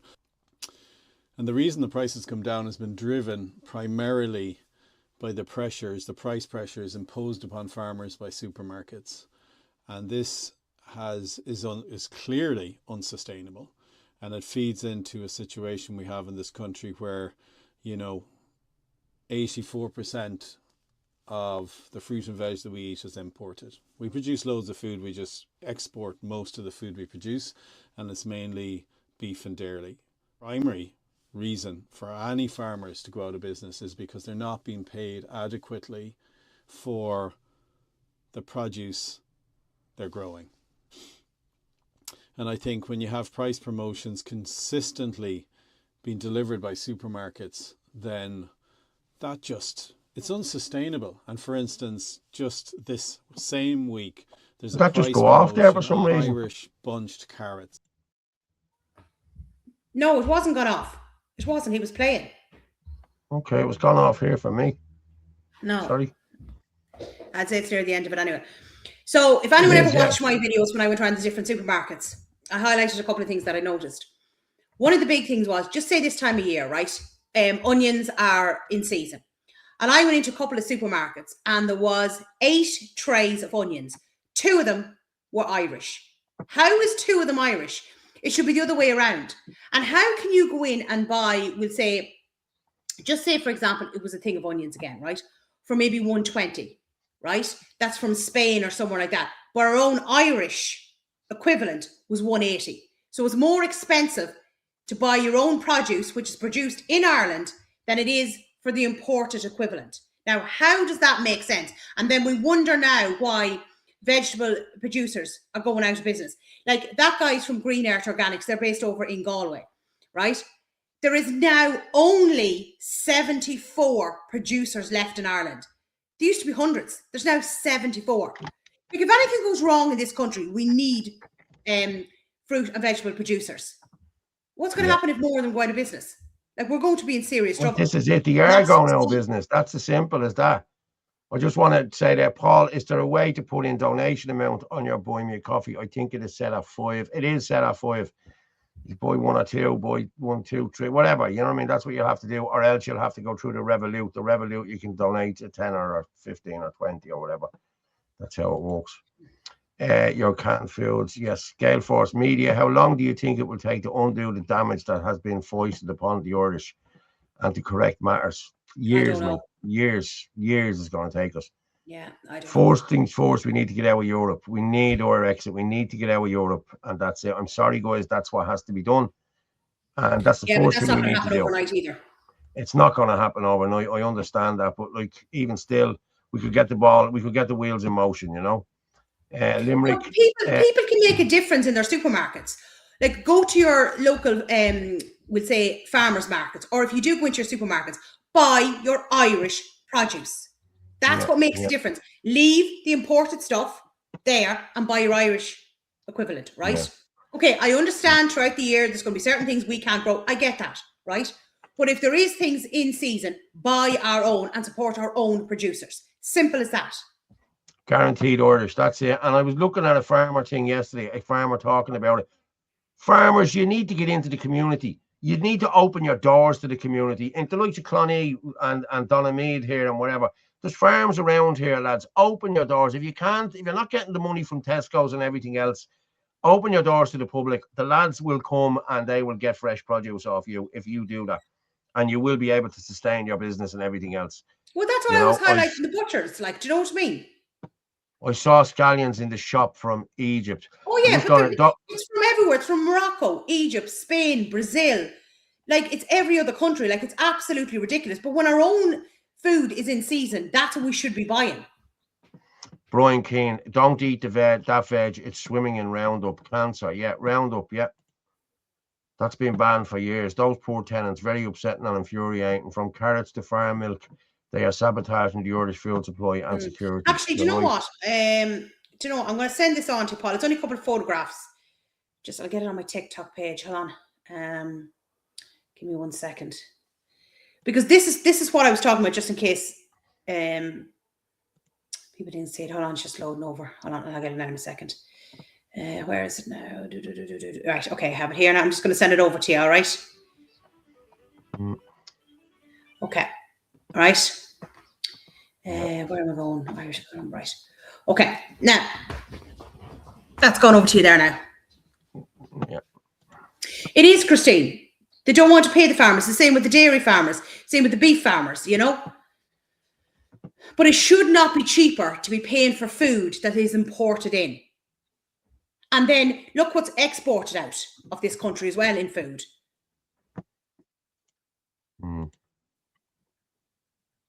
That go through okay?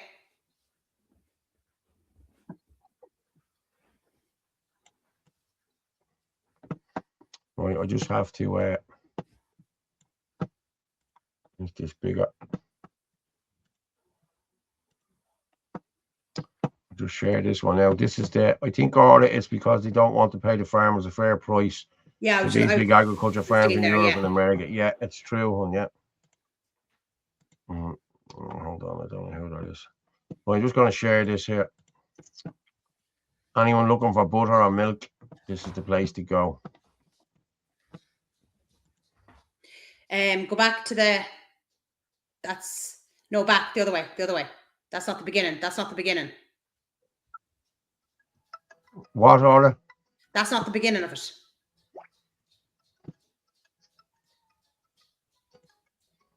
It's the man at the front of it. I have the man here, yeah. Hang on. So this is Tommy from Clonmore Meats. I already featured him as the butcher, and I was in his shop there a couple of weeks ago. Right, Tommy will be getting ready his calendar for next year. The man is gas crap, right? So the milk there is Jersey milk, literally straight across the road, and I happened to come across the real butter, right? So go on to the next photograph.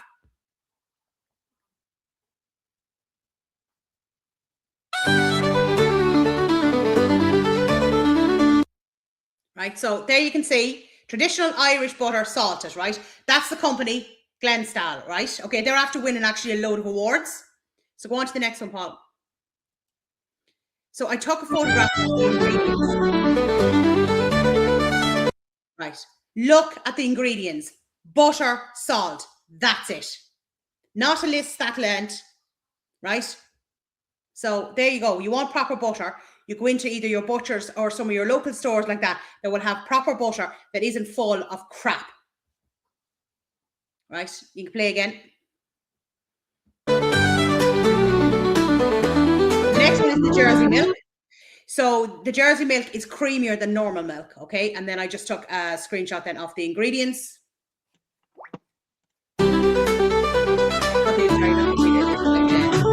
Fat content and protein, salt and all that, right? Just to show what's in it there, right? So, but again, that comes literally from straight across the road from the butchers, you know, and this is again the importance of you know, supporting your local and small businesses because they use local producers. And then there was a new crowd in from Kilkenny and they were making their own buns.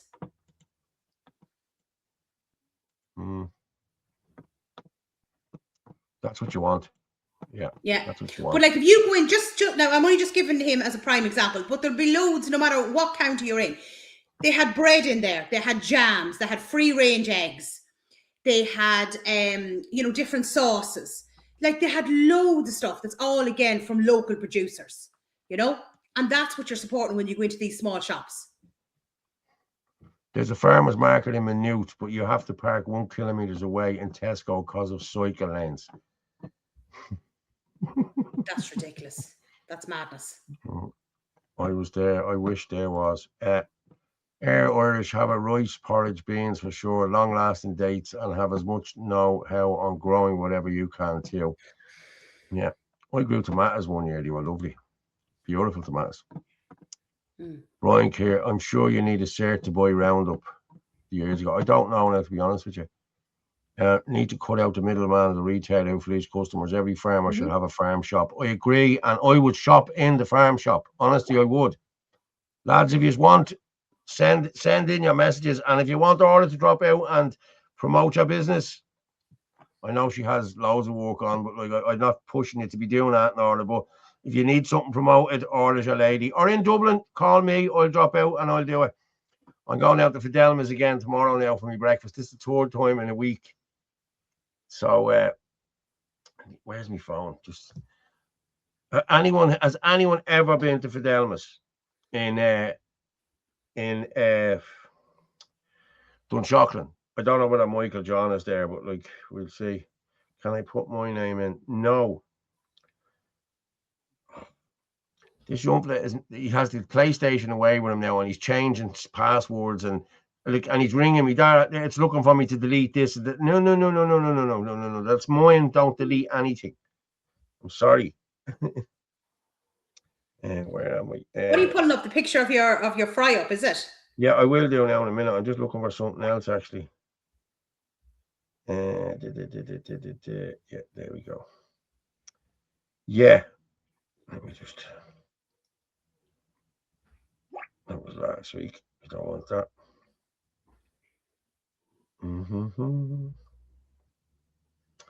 Oh yeah.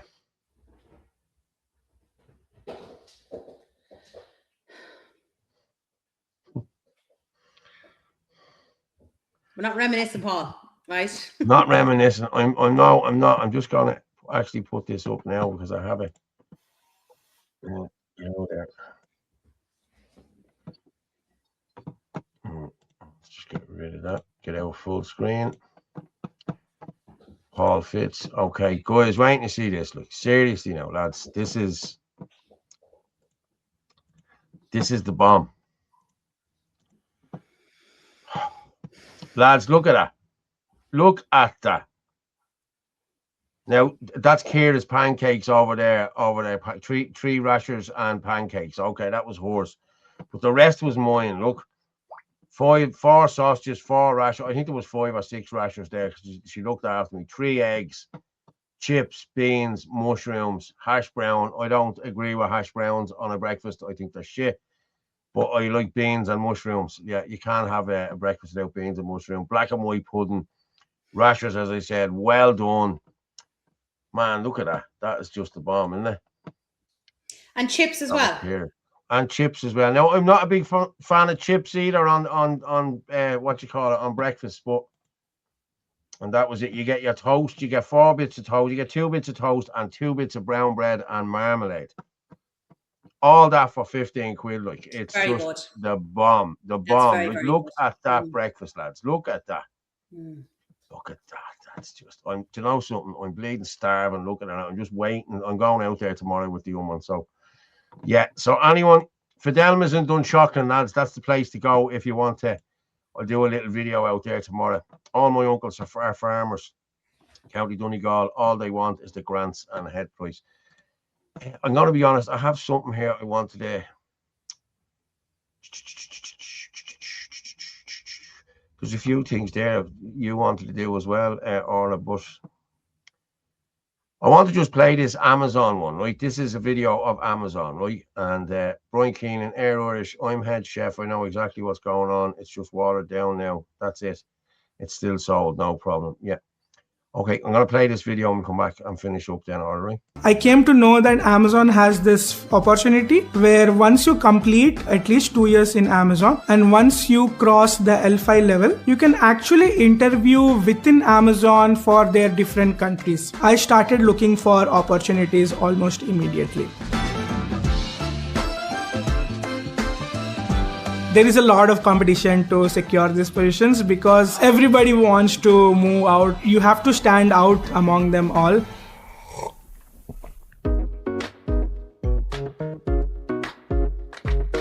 That's where I work.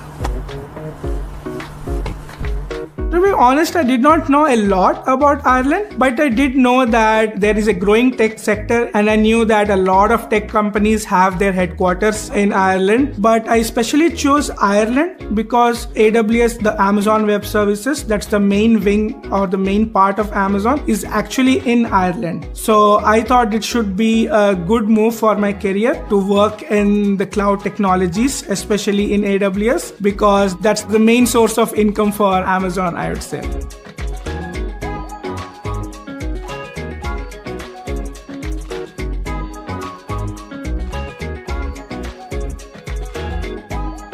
Amazon actually covers everything end to end, from the application process to the moving to the flight tickets, all the way to even after coming here, they even provide you an initial 6 weeks of temporary stay.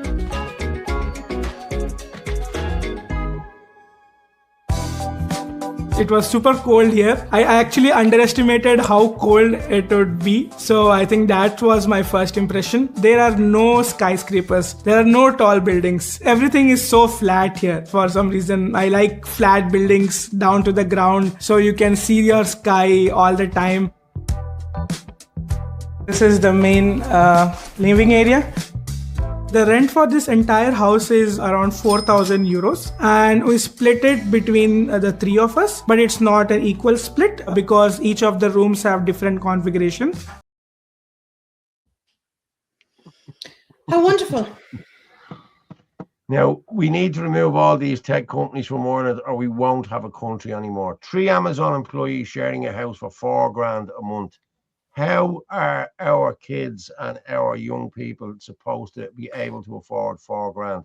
This is why. Well, why couldn't Amazon hire Irish people who need a job? instead of bringing somebody from India and paying everything. Yeah. Paying flights, paying accommodation, paying whatever other fees he was talking about. It's no There's wonder loads of rental people prices on are social through the welfare roof. that need a job. It's no wonder rental prices are through the roof when there's an unlimited supply of high-paid tech workers flooding into Ireland. And don't even get me started on the influence these people have on Irish politics. They're all involved with NGOs and cultural groups pushing their people's agenda in our country. Get Amazon out of Ireland. I'm just going to address this here. Mad987, Paul, when are you going to speak out about the use of midazolam in hospitals on our elderly? We have done several times. We have spoke about it, but I think he's looking for us to talk more about it, and yet we will. I need to look more into the midazolam. There was a lot went on here. There was a lot went on in the UK. There was a lot went on. We have spoken out about one on. Yeah, we have. Yeah. Yeah, we will. Yeah, and we will be talking about it again. We're just not going to talk about it tonight. Like, I think, I'll be honest, I think we nearly need to do an hour show just on the vaccine stuff, you know? Yeah, just keep it separate. Yeah. Okay. Actually, can we play Dylan's video? Because Dylan has kindly said that he will join us maybe on Wednesday this week. Dylan is absolutely fantastic. That's him there. So we need to play that. So Dylan, they reached out to me in relation to the services that were going on in the college. Sorry, not the services in the college. The services will say that are like personal assistance to anyone that has a disability. So Dylan just spoke so well. He's absolutely brilliant. He's 24 years old. He's studying psychology and he's a great young lad. Yeah, I'm going to play this now. I'm going to get my cup of tea then and come back and we'll finish up. Just, can you make sure the volume's up on it? You tell me if the volume is up on it. Here today in Carlow with Dylan, and Dylan attends Carlow Institute. And what course are you doing, Dylan? Psychology. Oh, very good. So how's the course going? Yeah, it's really good. It's hard, but you learn a lot. It's not just analysing people, there's a science to it. And you learn stuff for personal development for yourself. And yeah, so far it's going okay. And what made you, we'll say, decide to go down this line? Well, I always had like an interest in the human mind and why we think the way we do and what leads to our actions, basically. Very good. That's quite interesting. So fair play to you. Thank you. You want great patience for that course. Yeah, it's tough. So this is your first year doing it? Yeah, it is. So Dylan, you have muscular dystrophy. I do. And what are the issues that you are finding at the moment, we'll say, going into college? Well, basically it's like being left on the sidelines a little bit. There's not really much transparency now. I will say the college has been doing their best, but there is other companies that they've had to bring in to get me assistance, like a PA or a carer, as you'd call it, just for personal things, get me to class, stuff like that. But what I've been having issues with is there hasn't been enough cover or enough funding or hours really, because they say there's set hours, but then I will know where to say, oh, there's no one here today, and there's no notice. I rock up and no one's there. I don't think it's very fair. So pretty much, like, you have to get up and get yourself organised in the morning, which can take a couple of hours. Yeah. And then you go into college and you have no idea that there's nobody there to help you that day. And it's more assistance that you need. Like, you're well able to manage a class and everything like that. Yeah. It's just you go in and you're told there's nobody here for you today. Yeah. And you then have to go home. Yeah. Like, that's very disappointing. No, it is. And I was discussing with you as well, like, what if that particular day you had a very important lecture to attend, and then you can't attend it and you're missing out then? And you were saying to me as well, you've missed quite a few days of college because of this issue. Yeah. Yeah, and it's very true. And it's just these companies that are brought in, they don't even consider me in the conversation. They assume that I'm not mentally capable for what they have to say, or they assume I have less intelligence, but none of that is affected. So why am I not being involved in the conversation?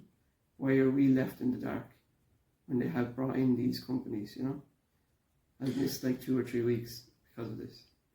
Yeah, and that's a lot of college to miss, especially when you're doing such an important course. And then you don't want to be falling behind either. And then you're missing out on hanging out with your friends and everything like that as well. And then in the back of my head, I'm worried about, right, this company that's in now, will they stay in?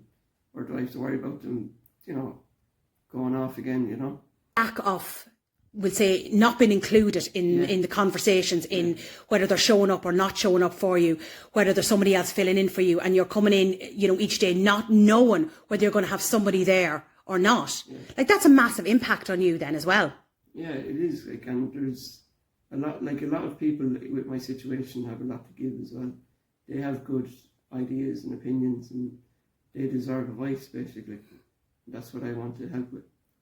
But all you want as well, Dylan, is, you know, is to be included in what's going on. Yeah, I mean, this affects yourself, it affects your college, it affects your day-to-day life. You know, you're 24 years old, you're an adult. Yeah, and I never see myself as a victim. You know, the word disability is victimization. They put it on people to make you think that, you know, you're not good enough, or you can't do this, that and the other, but it's not true. And you shouldn't think like that. You're limited. It's not a disability, you're limited.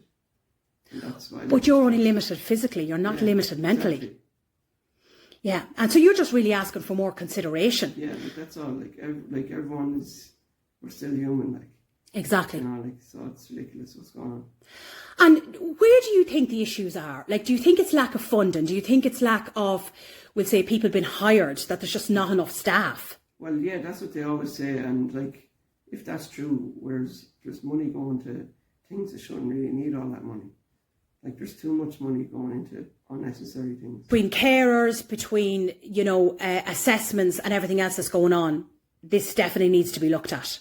Yeah, absolutely. And something needs to be done, because it's not fair for other people that are trying to just, you know, have a life of their own and achieve what they want to achieve, basically. But you find the college themselves, you know, are there trying to help. They're trying to do their best. They're actually quite inclusive, Mm-hmm. which I appreciate that. It's just, there's other factors at play, you know. It's, at the end of the day, they need to get people in, and then they're just not reliant. And I don't think people talk about that enough. The supports there aren't very reliable. And when you have somebody in to help you, is it a different person every day, or would you have somebody maybe for a couple of weeks and they're gone and replaced with somebody else? Like, is there any consistency with who you have looking after you? Not really, no. Frustration as well. It is, because that's on the back of my mind. I'm trying to learn or whatever, or study, and I'm thinking about that in the back of my head. Like, how am I supposed to give my full attention to it, you know? And then you're worrying every morning as well. Like, you're making the effort to get up and go to college. Yeah. And then, you know, it's going to be in the back of your mind thinking, well, is there going to be somebody there to assist me that day? Mm. You know, so you're already worrying before you even go in. Oh, yeah. You know, and you are doing quite a difficult course. Yeah. I mean, psychology is not for everybody. I'm doing this course. It's a yearly course, and then I'll be going into college, and that's a 4-year CAO course. I'm just basically doing it to prove to people that you can do what you want. And I'm just proving it to myself and others. And Dylan, tell us a little bit about the other course you're talking about doing. You were saying art and humanity. Yeah, art and humanities. Yeah, yeah. It's interesting. It has some of the stuff in psychology, and there's philosophy in it, and theology, and other subjects like that. And basically, you take that course for if you're looking into doing, you know, self-advocacy or maybe counselling or something like that. Very good. So you could be a spokesperson for people as well. That's what I'm looking to do. That's very good. Well, look, you have a great head on your shoulders, and fair play to you. Like, is there anything else you want to address? Mainly, like, what I really want to get across is, if there's people in my situation that want to talk, just talk. Like, I'm nervous right now talking, but you still have to get it out there. Just because you're nervous doesn't mean you're not confident. Exactly. But the more people speak out, the better, because a lot of people don't realise how bad the situation in this country is we'll say in relation to services. Like, obviously anyone who is affected directly, they understand, but there's still a lot of people don't realise just how dire the situation in this country is. There is not enough staff, there is not enough funding. As I said to you earlier on, people are going out on maternity leave and sick leave and not being replaced. The more people talk out, the more confident you'll get. And I think everyone, as a community, if we talk with each other and say what's on our minds and what's not being done, that's where the change really happens.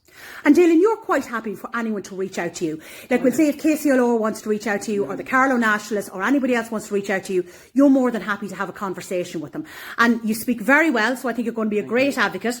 And you're being honest, you're being upfront about what is happening and how it's affecting you, and it's affecting thousands of other people around the country as well. And this is so important, again, about people speaking out. Yeah, thanks very much for reaching out to me, and I thought this was very good. Thank you so much for your time today. I really appreciate it. Thank you. He's a lovely kid, I have to say. And well, he's not really a kid. He's 24. But like, what got me, I was just saying to him, like, he was so nervous, right? And I said, Dylan, what you're doing, you're so brave. There is grown men out there who wouldn't do interviews with me over stuff. They wanted to speak out, and they were like, oh, I can't, I'm too nervous. But Dylan did. I just think he's just brilliant. And I said to him this evening, I said, will you come on to the show? Like, he's got great thoughts about stuff. He'd love to be an advocate, you know, for people with disabilities and different other things. And I just think he's great. He's got such a good head on his shoulders, you know.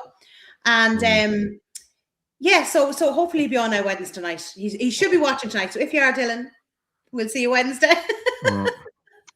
You know, and but this is what's important about what we do, is giving people a voice, you know, to like let others know, you know, what's going on there in the country. Because a lot of people, unless maybe you have somebody, you know, related to you or a friend or whatever, that is a person with disabilities, like, you're not going to know what they're going through. So this is why it's so important. And actually, through the interview, one of the reporters from the local newspaper, I actually reached out to Dylan, so that I'm waiting for that to come out now this week.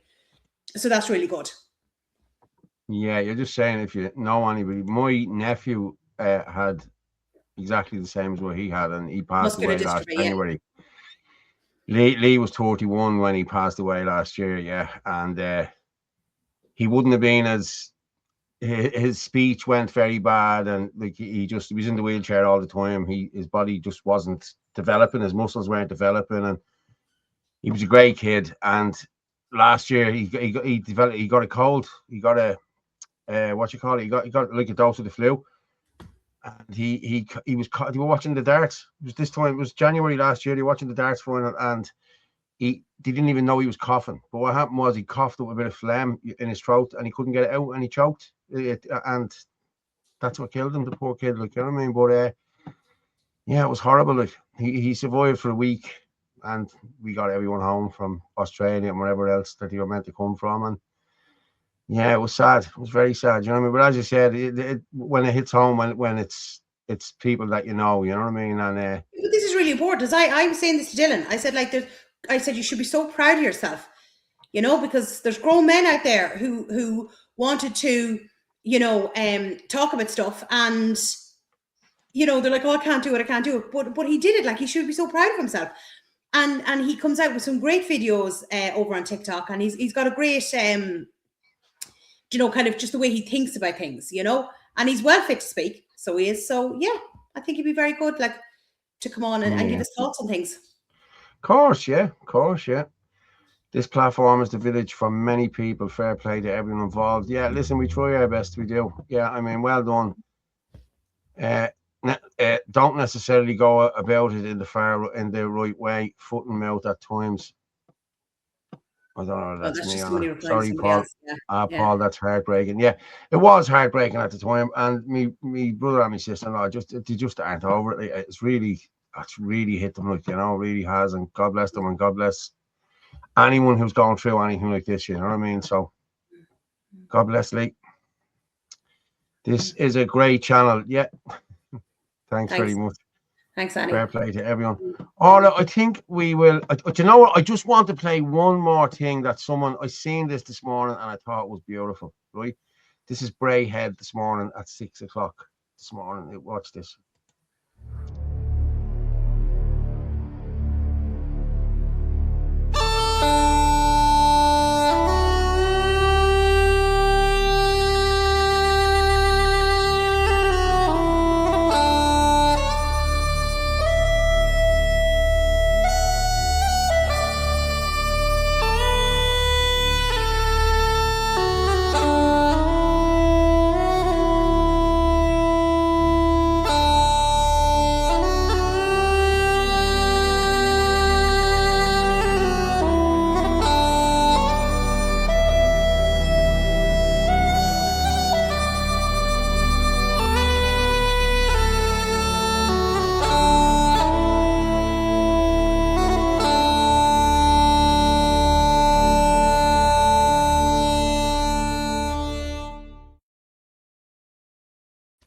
that was just uplifting, wasn't it? It was beautiful. Yeah. Someone said, Actually, do you know what? We're finishing up in the next few minutes. Let's end on a happy note and bring back some memories for people.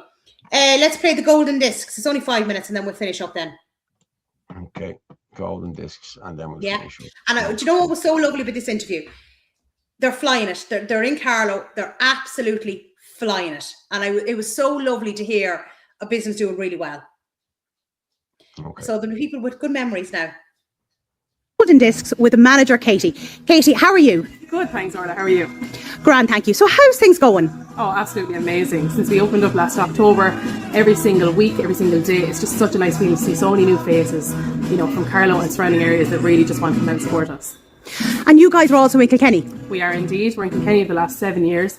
We have branches all over the country, and I mean, we're going since 1962, so I'm pretty sure we're well established. I think it's absolutely brilliant because it just brings back so much nostalgia for all of us. Yeah, absolutely. Like, I mean, the idea of being able to go in and browse, whether you have the money in your back pocket or not, to be able to go and have a look at the things you have a massive interest in, I think was just, it'll stay with you forever. 100%. So you have an LP there? I do. We have the Beatles here, Sgt. Pepper's. And what I tend to do a lot of the times with people when they're unsure about an album, instead of, you know, taking a chance or whichever, go home and listen to it first. Go home and have a look at the track list, play through the album, whether you want to use your Spotify or your YouTube, because I guarantee you when you find that album that you do really like, you'll want it then to own. Once you have it at home, nobody else can take that from you. It's definitely worth doing. That's brilliant. And like, they were always so popular over the years. Oh, absolutely. And it's funny because every single year we think, you know, we've served so many people and they've grown their collection, and without fail, every single year it's just growth upon growth upon growth across the music industry and everything else. And so I was just looking around here, you have such a selection of stock. Would you like to go through some of the stuff you have? Yeah, for sure. Like, I mean, obviously people will know that we do a lot of music and the home entertainment, but what we also have is a massive merchandise range as well. Like behind us here, we have all of our Funko Pops, collectible figurines. If you want to come this way, posters, mugs, all these different bits and pieces, lamps, alarm clocks, collectibles. You've got water bottles, little perpetual calendars. You've got the likes of decals. You want to decorate your own things at home. Tamagotchis, which I don't think people have seen in a good couple of years. Different bits and pieces, notepads, deck cards, badges, pins, all these things that you don't expect you're going to see when you walk into a music store. But absolutely, it's one of those things you need to come in and have a look at, for sure. And you were saying to me as well, you have Walkmans. Yeah, we do indeed. Come here and I'll show you. So as well as our music, our movies, our merchandise, we also sell a range then of CD players. Some even have cassette players in them. We've got 3-in-1 little units. We then have as well the likes of our Walkmans. So for anyone that would remember going in to buy a CD, bringing it home, popping it into the Walkman, plugging your earphones and heading out for a walk, you can still do that. And they're really, really good quality. They're so versatile, you know, that they're going to last. And you can still be able to play your favourite CD and do whatever you want. That's definitely bringing back old times. Absolutely, yeah. It's just one of those things. It's like memories don't leave. You have memories forever. And this is one of those things that we know for so many people, myself included. I grew up doing this and walking into music stores the weekend, flicking through posters, checking what was new on the charts. And it's so lovely and welcoming to see so many people that still want to do that these days. Oh, listen, I think it's great. Absolutely, for sure. Thanks, Orla. So some of the other bits then as well of merchandise that we would have in the store is our plushies, our soft little teddies. You have little mini ones. You have these really cool things as well, like little blind bags, where you won't be surprised about what you're going to get. You have then as well down here, which I think is really, really cool for a lot of people too, is all of our merchandise t-shirts. So whether it's movies, whether it's music, whether it's iconic album covers, you can also get these onto a t-shirt. And we have these in stock at all times. If everyone's sure of the size or anything, any of the guys can give you a hand. But it's pretty cool, I think. I love some of the stuff you can see, like you have Jaws there, you have the Ghostbusters, you have Garfield. Your iconic stuff like the Rolling Stones. You know, everything and anything. And we're constantly updating our merch as well, so it's staying fresh. There's constantly new titles coming in and out from different suppliers, so it's always worth coming in to have a look around to see. And people can come into you at any stage and ask you any questions. Absolutely. And like for people, if you're kind of worried that maybe we do or don't stock that niche album, pop in and have a chat with us, because more than likely we'll still have a supplier where we can probably locate it for you. So, you know, don't be afraid to come up to the guys. Everyone has the same resources. We can have a check for you just to see if it's there or not. Do you do any collectibles? We would have a few little bits and pieces. Like our Funko is quite massive. We have a massive range, whether it's Pokemon that you're into, you know, whether it's Dragon Ball Z and different things like that. So well worth coming in because the stock can change so often, so frequently. But there's definitely something for everyone inside here, 100%. You have some special offers here in the store. Yeah, so for anyone who's a big vinyl lover, we have a massive range of vinyl. You can mix and match any 3 for $70 or 2 for $50. It's got a lot of classic albums, a lot of greatest hits. As well as that for the more compact CD, you've got the ones for 3 for $25. So much to choose from there. Again, you can mix and match whatever ones you want. The thing that we have that we're so lucky with is we can kind of have something for everyone, whether it's the adults coming in, there's something for the kids to look at, for the cousins, for birthday presents, for gifts. We've got a bit of everything for people here. So, as you said, it's pretty much all ages can come in here. Absolutely. I mean, there is literally something for everyone and something worth looking at. So pop in at any time and have a look around. And you were just saying to me as well, you love hearing people's stories of maybe something that they had when they were growing up as a child. Absolutely. Like the biggest thing for us is what we carry here is a shop full of nostalgia. For a lot of people growing up, this was their childhood, these were their memories, these were like moments that stick out in their head. And I love when people can come in and tell us about their stories, you know, such an artist that they've seen live that, you know, maybe isn't touring anymore. And it's really, really nice to see that we have something that's such a big interest for so many people around the place. Wow. Or to give that a plug again there, because people in the comments are going mental here talking about this and how nice that girl is. So that's oh my God. Carlo, so her name's Katie, and so that was in Carlo, but there's Carlo Kilkenny, she just be in both stores. But there's golden discs all over Ireland. But like they're Irish, they're here, what did you say, since the 1960s? Like they have everything. Like you can go in yourself as an adult and bring your child in, and there's stuff for them as well. Like they're just the amount of merchandise they have, and like to actually have the Walkmans and everything like that, and stuff that we, like I was looking at, like, would say, you know, the radio clocks and all that. I was like, oh my God, we would have had them when we were growing up. Like, there is so much nostalgia in golden discs. It's absolutely okay, brilliant. lads, in you go, golden discs, anywhere around. But And if you support want to get Irish. in Carlo, that's where to go. Okay, I'm just going to address Brian there. Paul, accept crypto, I'll send you a Doge coin. I don't know what I have to do to accept crypto, mate, to be honest with you. I don't know. So if you want to send me a message, send me a message there at 089 203 1521 and we can talk about that. Please do, yeah, by all means. Now coming to Carlo, yeah, that's terrible. Francis, can't stand cruelty to animals. Somebody asked as well there, do you like Bono? No, can't stand the chap. Sunday Bloody Sunday, love the song. Can't stand Bono, can't stand you too. I used to like Larry Mullins. I walked out at Larry's house years ago. He was a lovely guy, but he's with these globalists now. So, yeah, no. Okay, Orla, thank you very much, lads. We've come to the end of the show. It is nearly 11:30. Fair play. Where's 2.5 hours gone tonight? And fair play to Kat for coming on. Thank you very much, Kat. And Orla, I will talk to you down in the green room in 2 minutes. No problem. Good night, everyone. Thank you very much for coming on. Cheers, Hunt. Talk to you. I'll make myself bigger. Well, people, yeah, we're at the end again. Yeah, I'll put up the Revolut again. Will I? Yeah, sure. Listen, no, I won't bother. Will I? I might get it in. Hang on. I'll just do it one more time. And that's me done. I'll make myself small. And I'll just share that. Anyone, if you want, lads, you can buy us a coffee there on that Revolut there. Just beep, off you go, and you can send us a coffee or whatever you want to send us, lads. Thanks very much for that. Well, people, as I said, we're at the end of the show, and like I say every night when we're finishing up, you'll only hear the truth here. That's all you'll hear. And as I say every night when I'm finishing up, the truth is like a lion. You don't have to defend it. You just let it loose and it will defend itself. Good night and God bless.